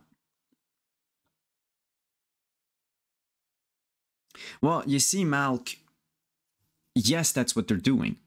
And in a way, during 5e, up until, because now I see their direction slowly changing, they really dumbed it down to be able to reach the widest audience. But now that you have reached a wide audience, like, we can build it slowly back up. And if you look at the Unearthed Arcana for 5.5, it's very much of that. Like, they're adding back certain things that, you know, players wanted first, but also because now that players are used to your base system, you can start building up on that. I love what Palsorian did with The Witcher. Have starting players, brand new players. Oh, just a sec. This is the moment for the MVP of the game. The weird illithid steak. Yep, there you go. MVP. The entire game will not happen had you not been whacked in the face by a slab of meat.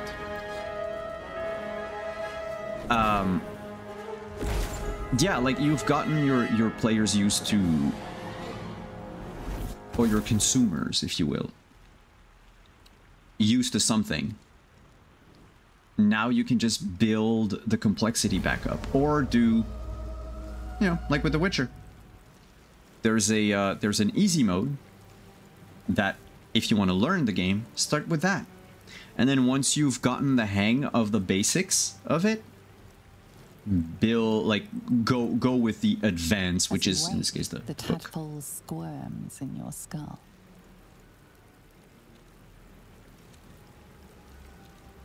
No, I'm gonna check myself for injuries because I'm a brain surgeon. More or less intact. A miracle, given everything you've been through. But I know, it'll all right? be for nothing if you don't find help soon. The tadpole is a death sentence, and the clock is ticking. You need a cure. I do. But also, I did not gain a level. And I really dislike that. Because, you see, I thought the Jock would have leveled up. What path lies before me? Because I think I'm going to end the stream once we get to that level up. Which is fine. I was aiming for, like, you know, 11. Hello, Shadowheart. The magic D20.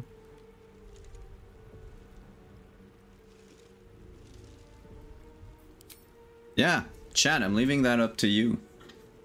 You have zero experience with the Witcher RPG outside of the games that you've been a part of. I love playing a game with just the right mix of difficulty and ease of play. Yeah. The Witcher... The Witcher actually has like a good amount of crunch. But also a good amount of everything else. In a way, I really like it. Mind you... What are you doing? After playing it and GMing it for so long, I've GM'd 2 long-term game campaign. I've played in Praxis that lasted quite a while too, and then other one-shots and stuff here and there.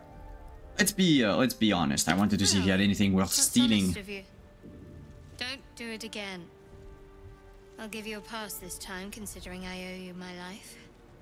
And speaking of, how are we alive? I was hoping you might know that. I remember the ship. I remember falling. Then nothing. Now what? First things first. We need supplies, shelter, and most of all, a healer. We might have escaped, but we still have these little monsters in our heads.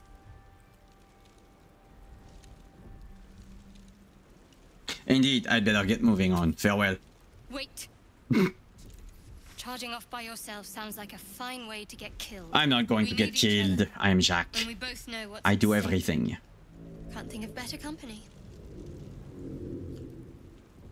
I'll say let's get moving because I want to send her to camp Just after. before we go, I wanted to thank you again for freeing me. It would have been all too easy for you to run right past my pod, but you didn't. Oh, Malk, we're going to talk about Lead the that. way. Yeah, we have our level. All right, so we're going to do our level, and then we're going to... I want to talk about what you said, Malk, about the companions. But first, before we go into that, we are not rangers.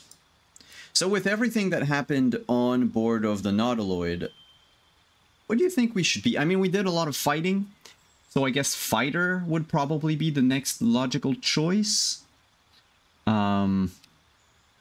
I don't think...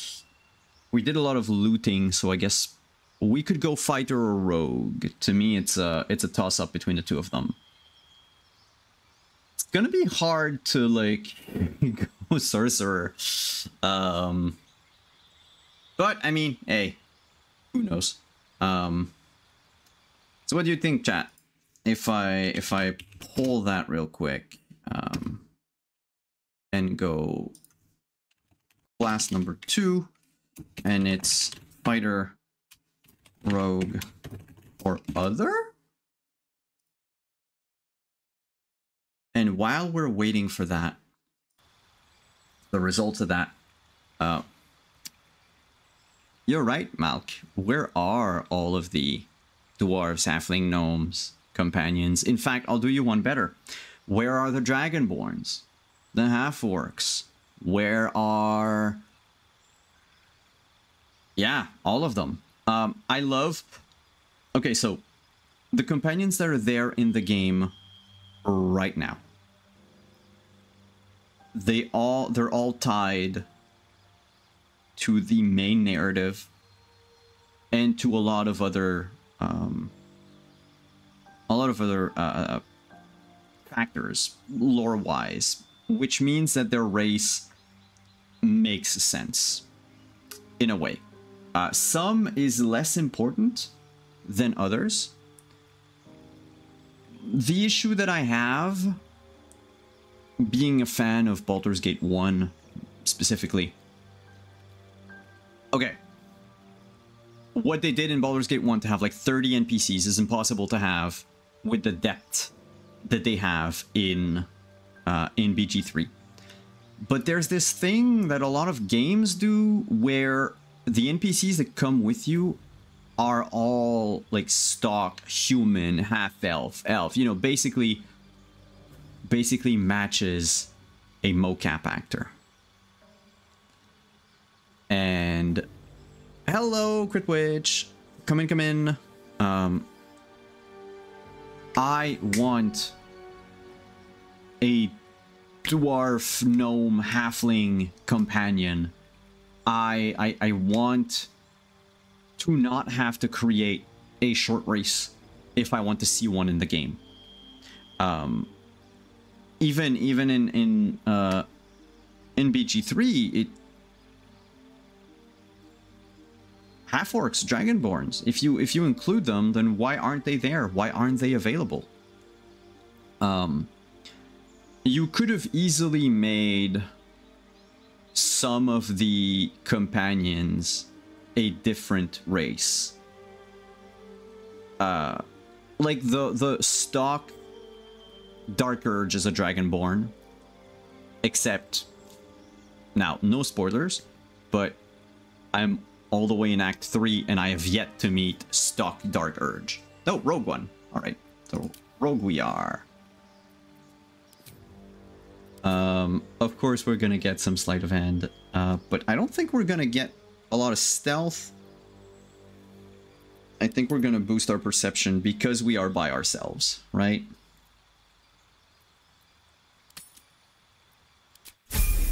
I say that and like, hello. Hi Scott. I've been enjoying the game. So says my 380 hours on Steam. This is just a brand new playthrough that I have started for the purposes of our Thursday night streams, but we're also talking about, you know, game design and gaming in general and all that fun stuff. I don't need this. Anyway, you're gonna go back to camp, so who cares? Because Jacques is an army of his own. Something the matter? If you're sure. As you like. Perhaps I'll see you at camp. See, it feels like she's talking to a child. It's so weird. It feels patronizing because she's looking downwards. I like it though. I think it's funny. But it could be easily misconstrued as patronizing. This game is amazing. This game is just simply amazing. I've been gushing over it. I mean, I've been gushing over it since early access, but even more so since the release. But yeah, no, I bemoan the fact that there are no non-human / half-elf. There's one Gith. Okay, there's... I should say I bemoan the fact that they're all medium size. That's what bugs me. Is everyone's medium size. It's probably just because it's easier for mocap actors. But at the same time, I would love to have... like... not necessarily one representative of every... well, that's one thing. I would love to have one representative of every class in my companions. But doesn't have to be one representative of every race. Though I would like to see more diversity. That said, I think that the ones they have in the game now are amazing. In how they've been written, how they've been tied to the main campaign without... oh, for newcomers, for Twitch... for our Crit Twitch, Berserker Rage, I don't have like the pop-up or anything, but, you know, no spoilers. Just wrapped up an evil playthrough with my Drow Rogue. Oh, cool. Friendship with the romances. I feel like after all the deep conversations, paragraphs of text in BG1 and 2, the ones in BG3 just feel super short and incredibly fast. It feels unearned. So... I will say... depends for which one and how you do them. Like, the one I had with Karlach, again, not spoiling anything, it may just be because of the choices that I made. But yes, it really feels like the steps are... so in the game, I mean, with all the long rest I've taken, it's been like a month, right? But it does really go with like, this is your introduction to romance. This is like your second step. This is like your crowning achievement type of thing. Which doesn't necessarily have to be sex. The ones in Baldur's Gate 2 were a lot trickier. I will give them that. But even in Dragon Age, like BioWare, once they left the Baldur's Gate and went into Dragon Age, they didn't, like, they've simplified them too. And I think what we have now is they have romance because why not? But it's not really, like, I know there's a good portion of TikTok and Twitter that would probably kill me if I said this game doesn't have to have romance. You don't have the romance Astarion. But if he was unromanceable, I think people would riot. And it's understandable too. I mean, you want to have like a bit of everything, and it's in there, but it's not the main focus of what these NPCs are. Like, these NPCs aren't there just for you to romance them, even though sometimes some of them are very straightforward. And they will, yeah. I am Jacques of all trade. I can do everything. I can definitely pick this lock.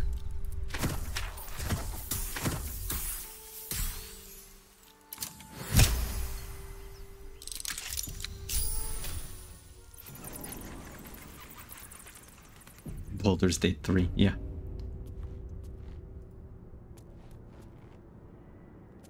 This place wasn't built for the living.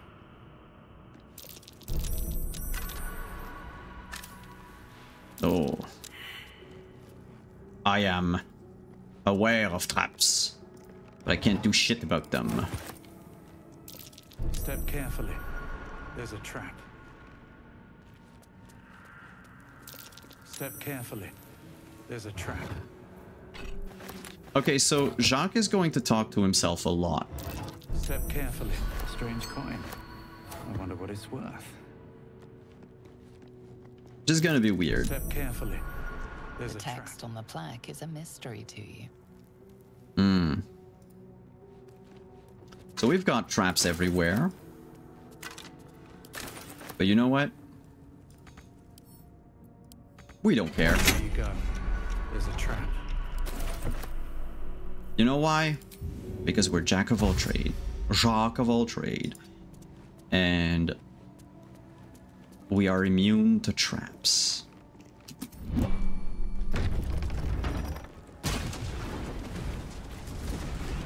Look at this destruction. Cool gnomes do not look at explosions.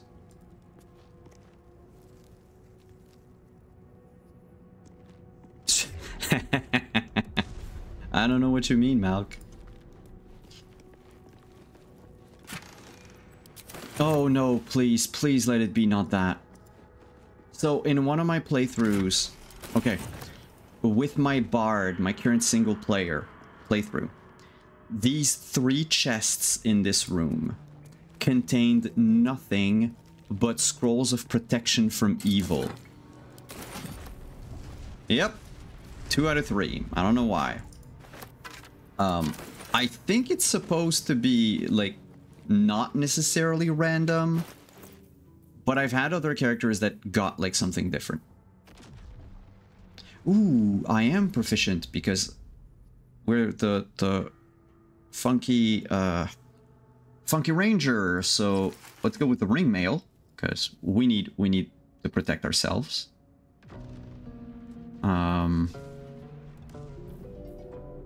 We don't have to dual wield. I think it'd be cute to have a Warhammer. Yeah. This is Jacques now. With, like, his rings and his necklace. He's ready for adventure.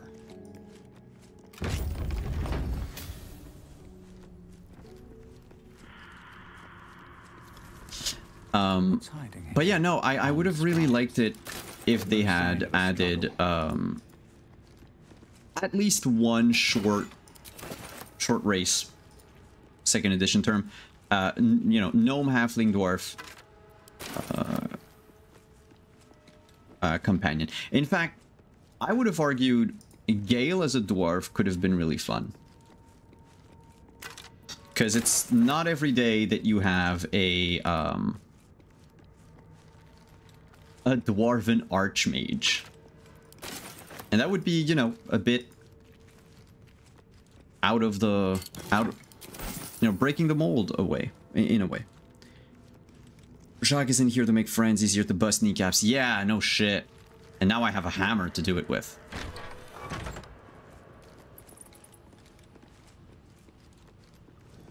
Now that's a lock that screams, pick me.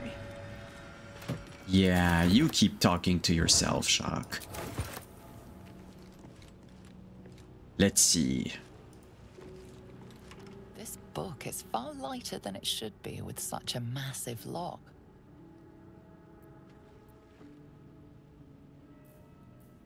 What do we do, chat?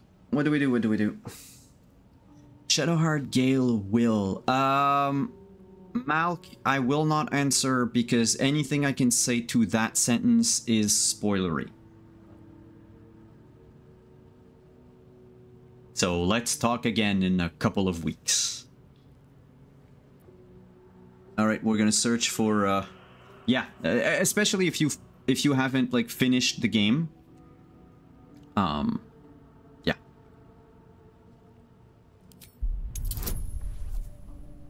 Oh boy, that's true. We're not super proficient. Let's go. We're Jacques. Nothing bad can happen. Woo!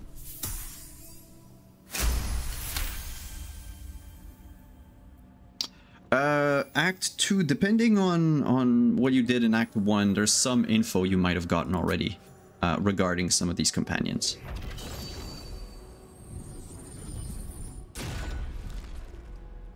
It's because I can't, like, if I say I agree or I disagree to either, magic pulses from the parchment. It might ruin some of the fun, so I'll keep it super script is now an obliterated scrawl.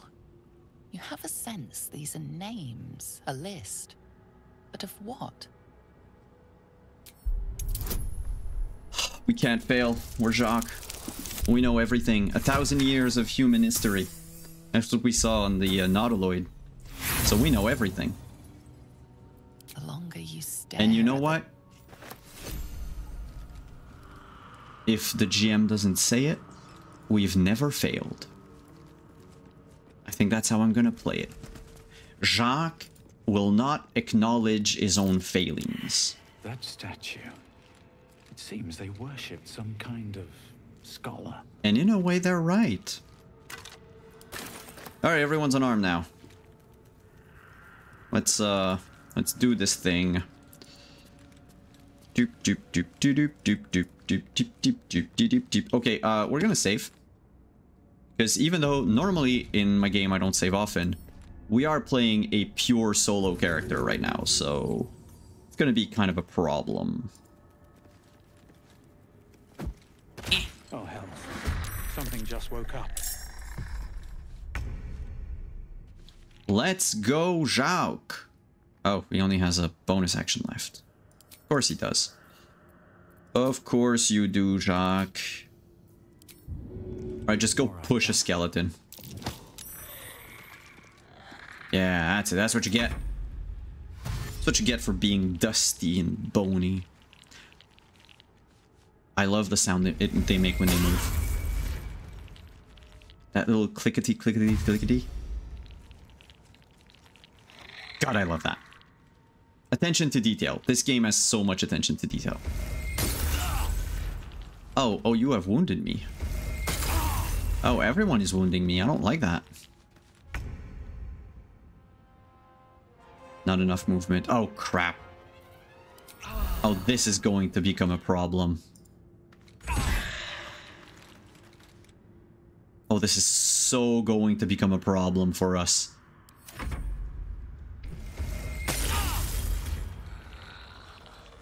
Oh, this is not going to be fun.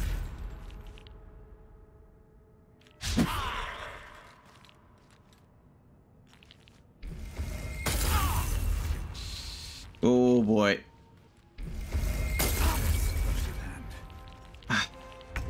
I know, right, Jock? Death really is close at hand.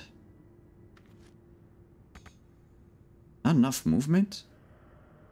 What? Oh, because of all of those ray of... Oh. Alright. Let's reconvene, folks.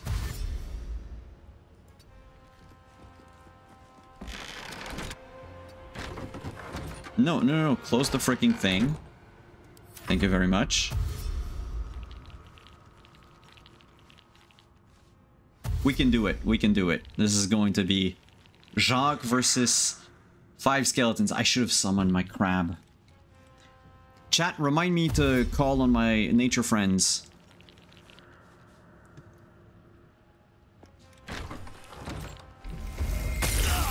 You piece of shit.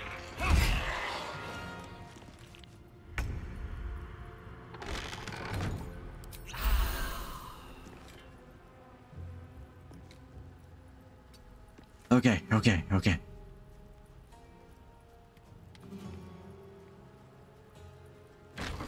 It's not an action to open or close the door. Good.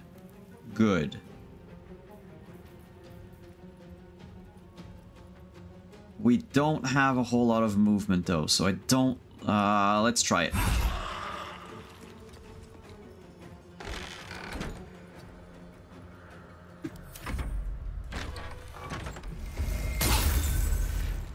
Like, force them to have disadvantage. Yeah, crap. I forgot to heal. No, I did heal. I don't know if they're going to... Yeah. Okay. Simon remembered to get crabs. Yes.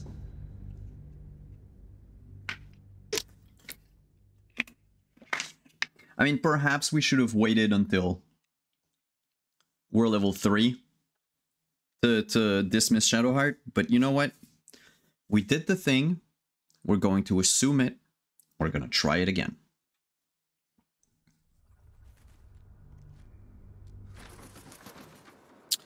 All right. We are going to call upon...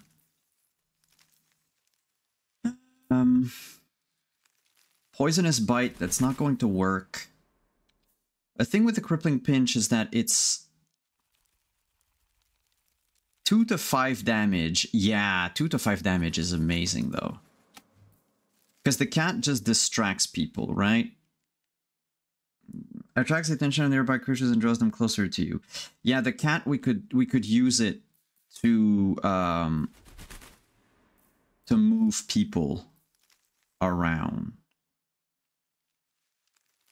Okay, let's try with a crab.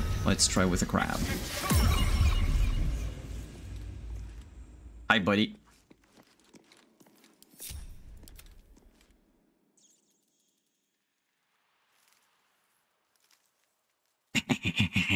Crab. What's his name? Because they have names. Because I remember the Raven has a name. This one is just called Conjured Crab. That's a shame. Because the Raven is called Quoth.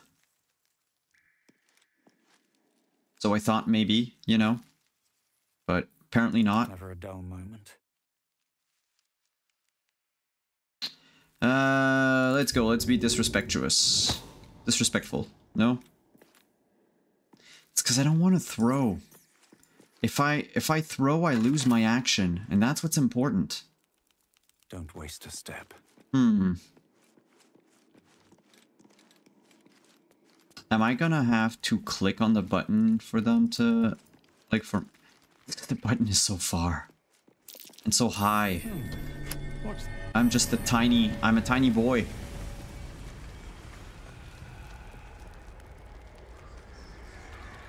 It's just a hat in frame.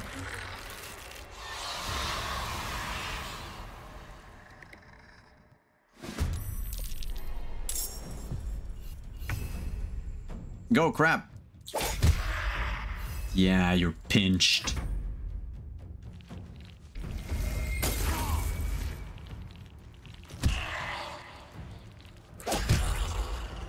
Holy shit, crab. Okay, goodbye. Well, at least he got one.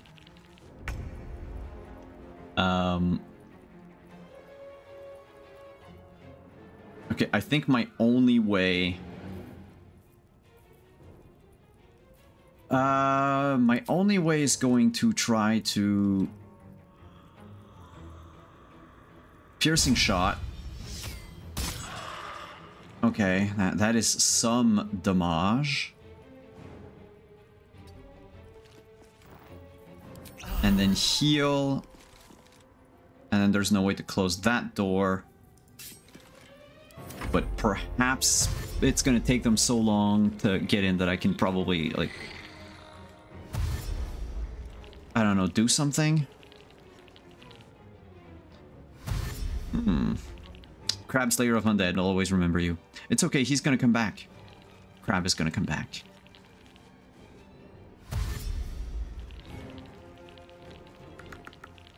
I think I'm gonna call him Morp. Morp the crab. Because in French, in Quebec French anyway, Morpion is the name for crabs. So, Morp the crab.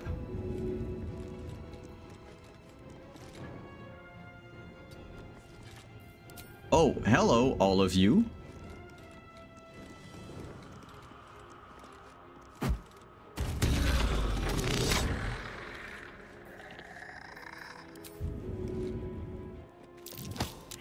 Oh, that didn't work.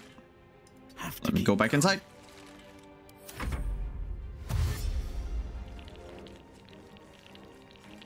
Yeah, as long as they waste their action dashing, but I didn't really do any damage. That's my problem.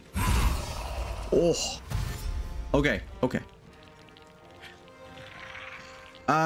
It's not like American English and British English. So we have a lot of expressions that don't exist in France. Partly because of our closeness to America, so there's a lot of Anglicism, if you will, but there's other differences. Like, so one of the big topic that you're gonna have in France is how much they've borrowed English words, and how it is like, you know, the fall of the West for them, kind of the fall of France. I don't know if I want to knock him prone. Because if I can move him... No. Okay. Fuck it. Let's just do the thing. Oh, I should have healed. I'm an idiot. I should have healed instead of punch. I might not make it. Okay, I might make it. Yeah, be afraid. Piece of shit. So yeah, you're gonna have a lot of words that have probably... that don't have the same meaning, or that do not exist. So, for instance, a parking, like you all know the word parking in English. It's a verb, right? Gonna park my car. In France, a parking is a type of... it's a parking garage. It's like a public parking garage. Where here, we're going to call them just stationnement, which is the French word for parking. But we will say in Quebec French, je vais parker mon char. I'll park my car. But they will say that they will garer leur voiture. Je vais garer ma voiture dans le parking. So I will park my car in the parking, sort of. Though garer is a verb from gare, which is like a train terminal. And we're going to say it differently. So the word doesn't have the same meaning in both places because we've evolved our language here without any almost like contact with France, because we were under English rule for so long that in a way, it stayed closer. The accent stayed closer to what it was in, you know, the 16th century. But it also meant that at some point, like, it forks. The same goes with Creole. So when I hear a French person from Louisiana, I can understand maybe 80% of it if they're not too quick. Like, if you've played Cyberpunk 2077, when you approach the Voodoo Boys, when you go into their territory, they will speak in Haitian Creole. And while the writing is quite different, when you hear it, the pronunciation is very close to, like, they've changed the words over time, but when they say it, I can still make out what they mean, though nowhere near like Louisiana French. But yeah, so due to a lot of things, it changes. I don't even remember if the word in France for crabs is morpion or not. I mean, probably is, or there's like another actual name for it, and this is just a more like vulgar. Let's see. Crab louse. Blah blah blah blah blah blah. No, I think it's the same. I just want the Wikipedia page.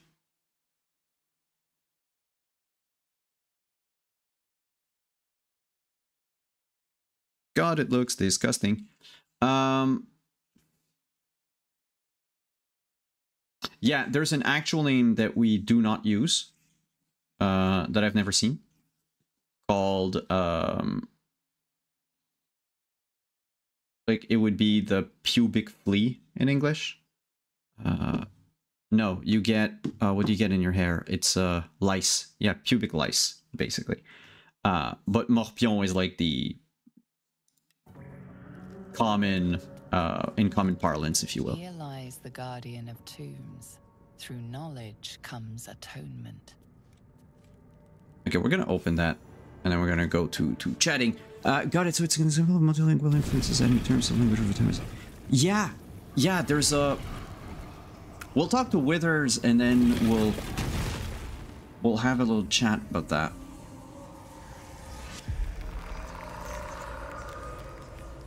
And I think that's what's going to be Jacques' next class is cleric, because of what's been happening here. I think he learned a lot about religion, right? He read a book. He read a book about it once. So he's now a cleric. He has spoken, and so thou standest before me, right as always. No spoil, but my theory is that this dude is Jergal. Now, I have a question for thee. What is the worth of a single mortal's life?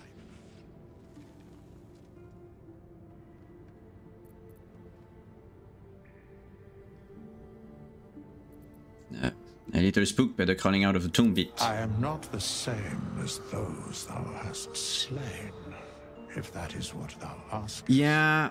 Wilt thou answer my question? He could, except, there's a lot of, like, I have a lot of thoughts about the time of trouble and everything that happened after and before. So that, because I think for a while Jergal didn't have any powers anymore. Once the Dead 3 rose, he went away, and it's only when the time of troubles ended that he became a divine power again, like a lesser god, and assisted Kelemvor. So I don't think he could fuel... Like, I think the whatever power would have held this, like, High Priest in stasis 100 years ago would have faded away. But, hey, I don't know. So, I ask again, what or a is chosen the worth of a single mortal life?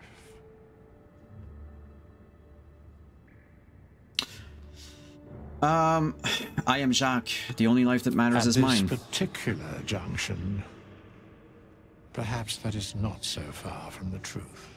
Very well. I am satisfied. We have met, and I know thy face. We will see each other again at the proper time and place. Farewell. Okay, bye-bye. I'm going to loot your sarcophagus right in front of you. These chambers.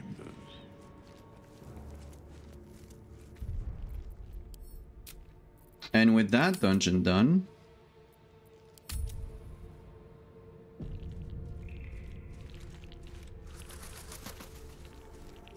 let's go back to talking, right?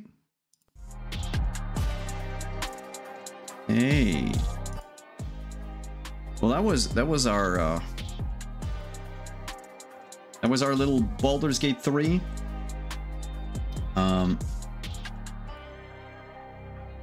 Sorry, someone's sending me messages. So yeah, Dragal sort of kept some bureaucratic power all throughout the trials. At least maybe. Yeah, I haven't read those books in like 20 some odd years, so.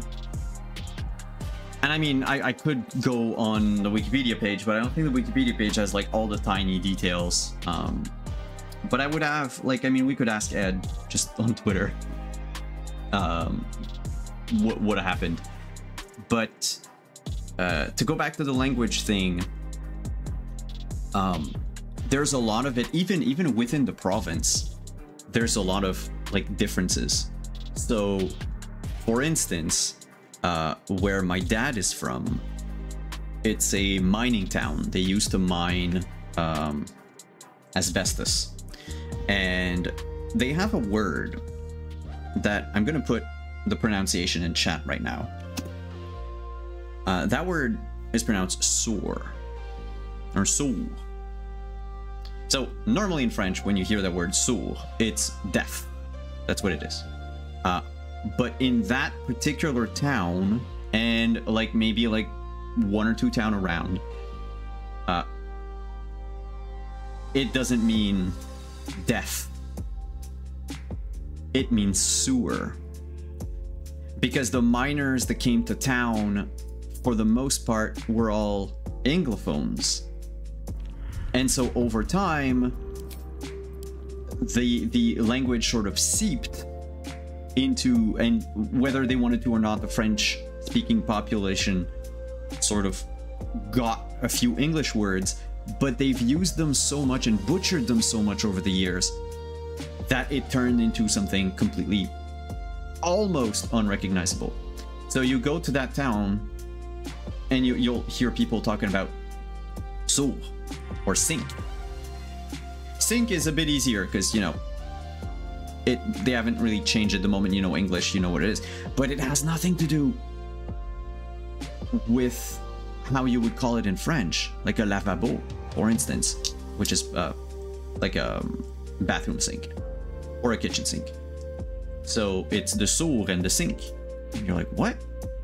But yeah, because in that particular area, you know, there were a lot of Anglophones, and I could talk for hours about British rule and what happens under British rule, because the British weren't the best people necessarily back then, especially the powers to be, and a lot of things happen. But all that to say, yeah, there's there are these like even regional changes. I can't really say they're dialects because it's only like a handful of words here and there, but that stayed. And you can sort of know where someone is from within the province by how they pronounce certain words, or if they recognize a word. Like my parents, even my grandparents, would call running shoes the shoeclac. Yeah, I know, right? The redcoats being yeah, being who they are. Destroyers and murderers and rapists and such. Nah. What am I talking about? But yeah, so the Shuklak thing, it sounds like shoe, like in English, but the clack thing, I don't know where it comes from. And it's only in the area where I was born that people of a certain generation in the area where I was born that say it that way. And I have no idea why. And if I asked, of course, you know, family, but it's just been passed down generation from generation to generation. None of them ever sought to question where it came from. So yeah, all of that to say, we're gonna name our little crab familiar Morp. And on that, I'm going to get going because it is a work night. I have to get up early tomorrow, and this is not Vampire. So we're gonna try to not to go over too much. So thanks everyone for coming tonight. This was a bit of BG3. We're gonna continue the adventure of Jacques next week. And well, keep an eye out because the interludes for Vampire the Masquerade are about to start. So talk to y'all later. Thanks for coming.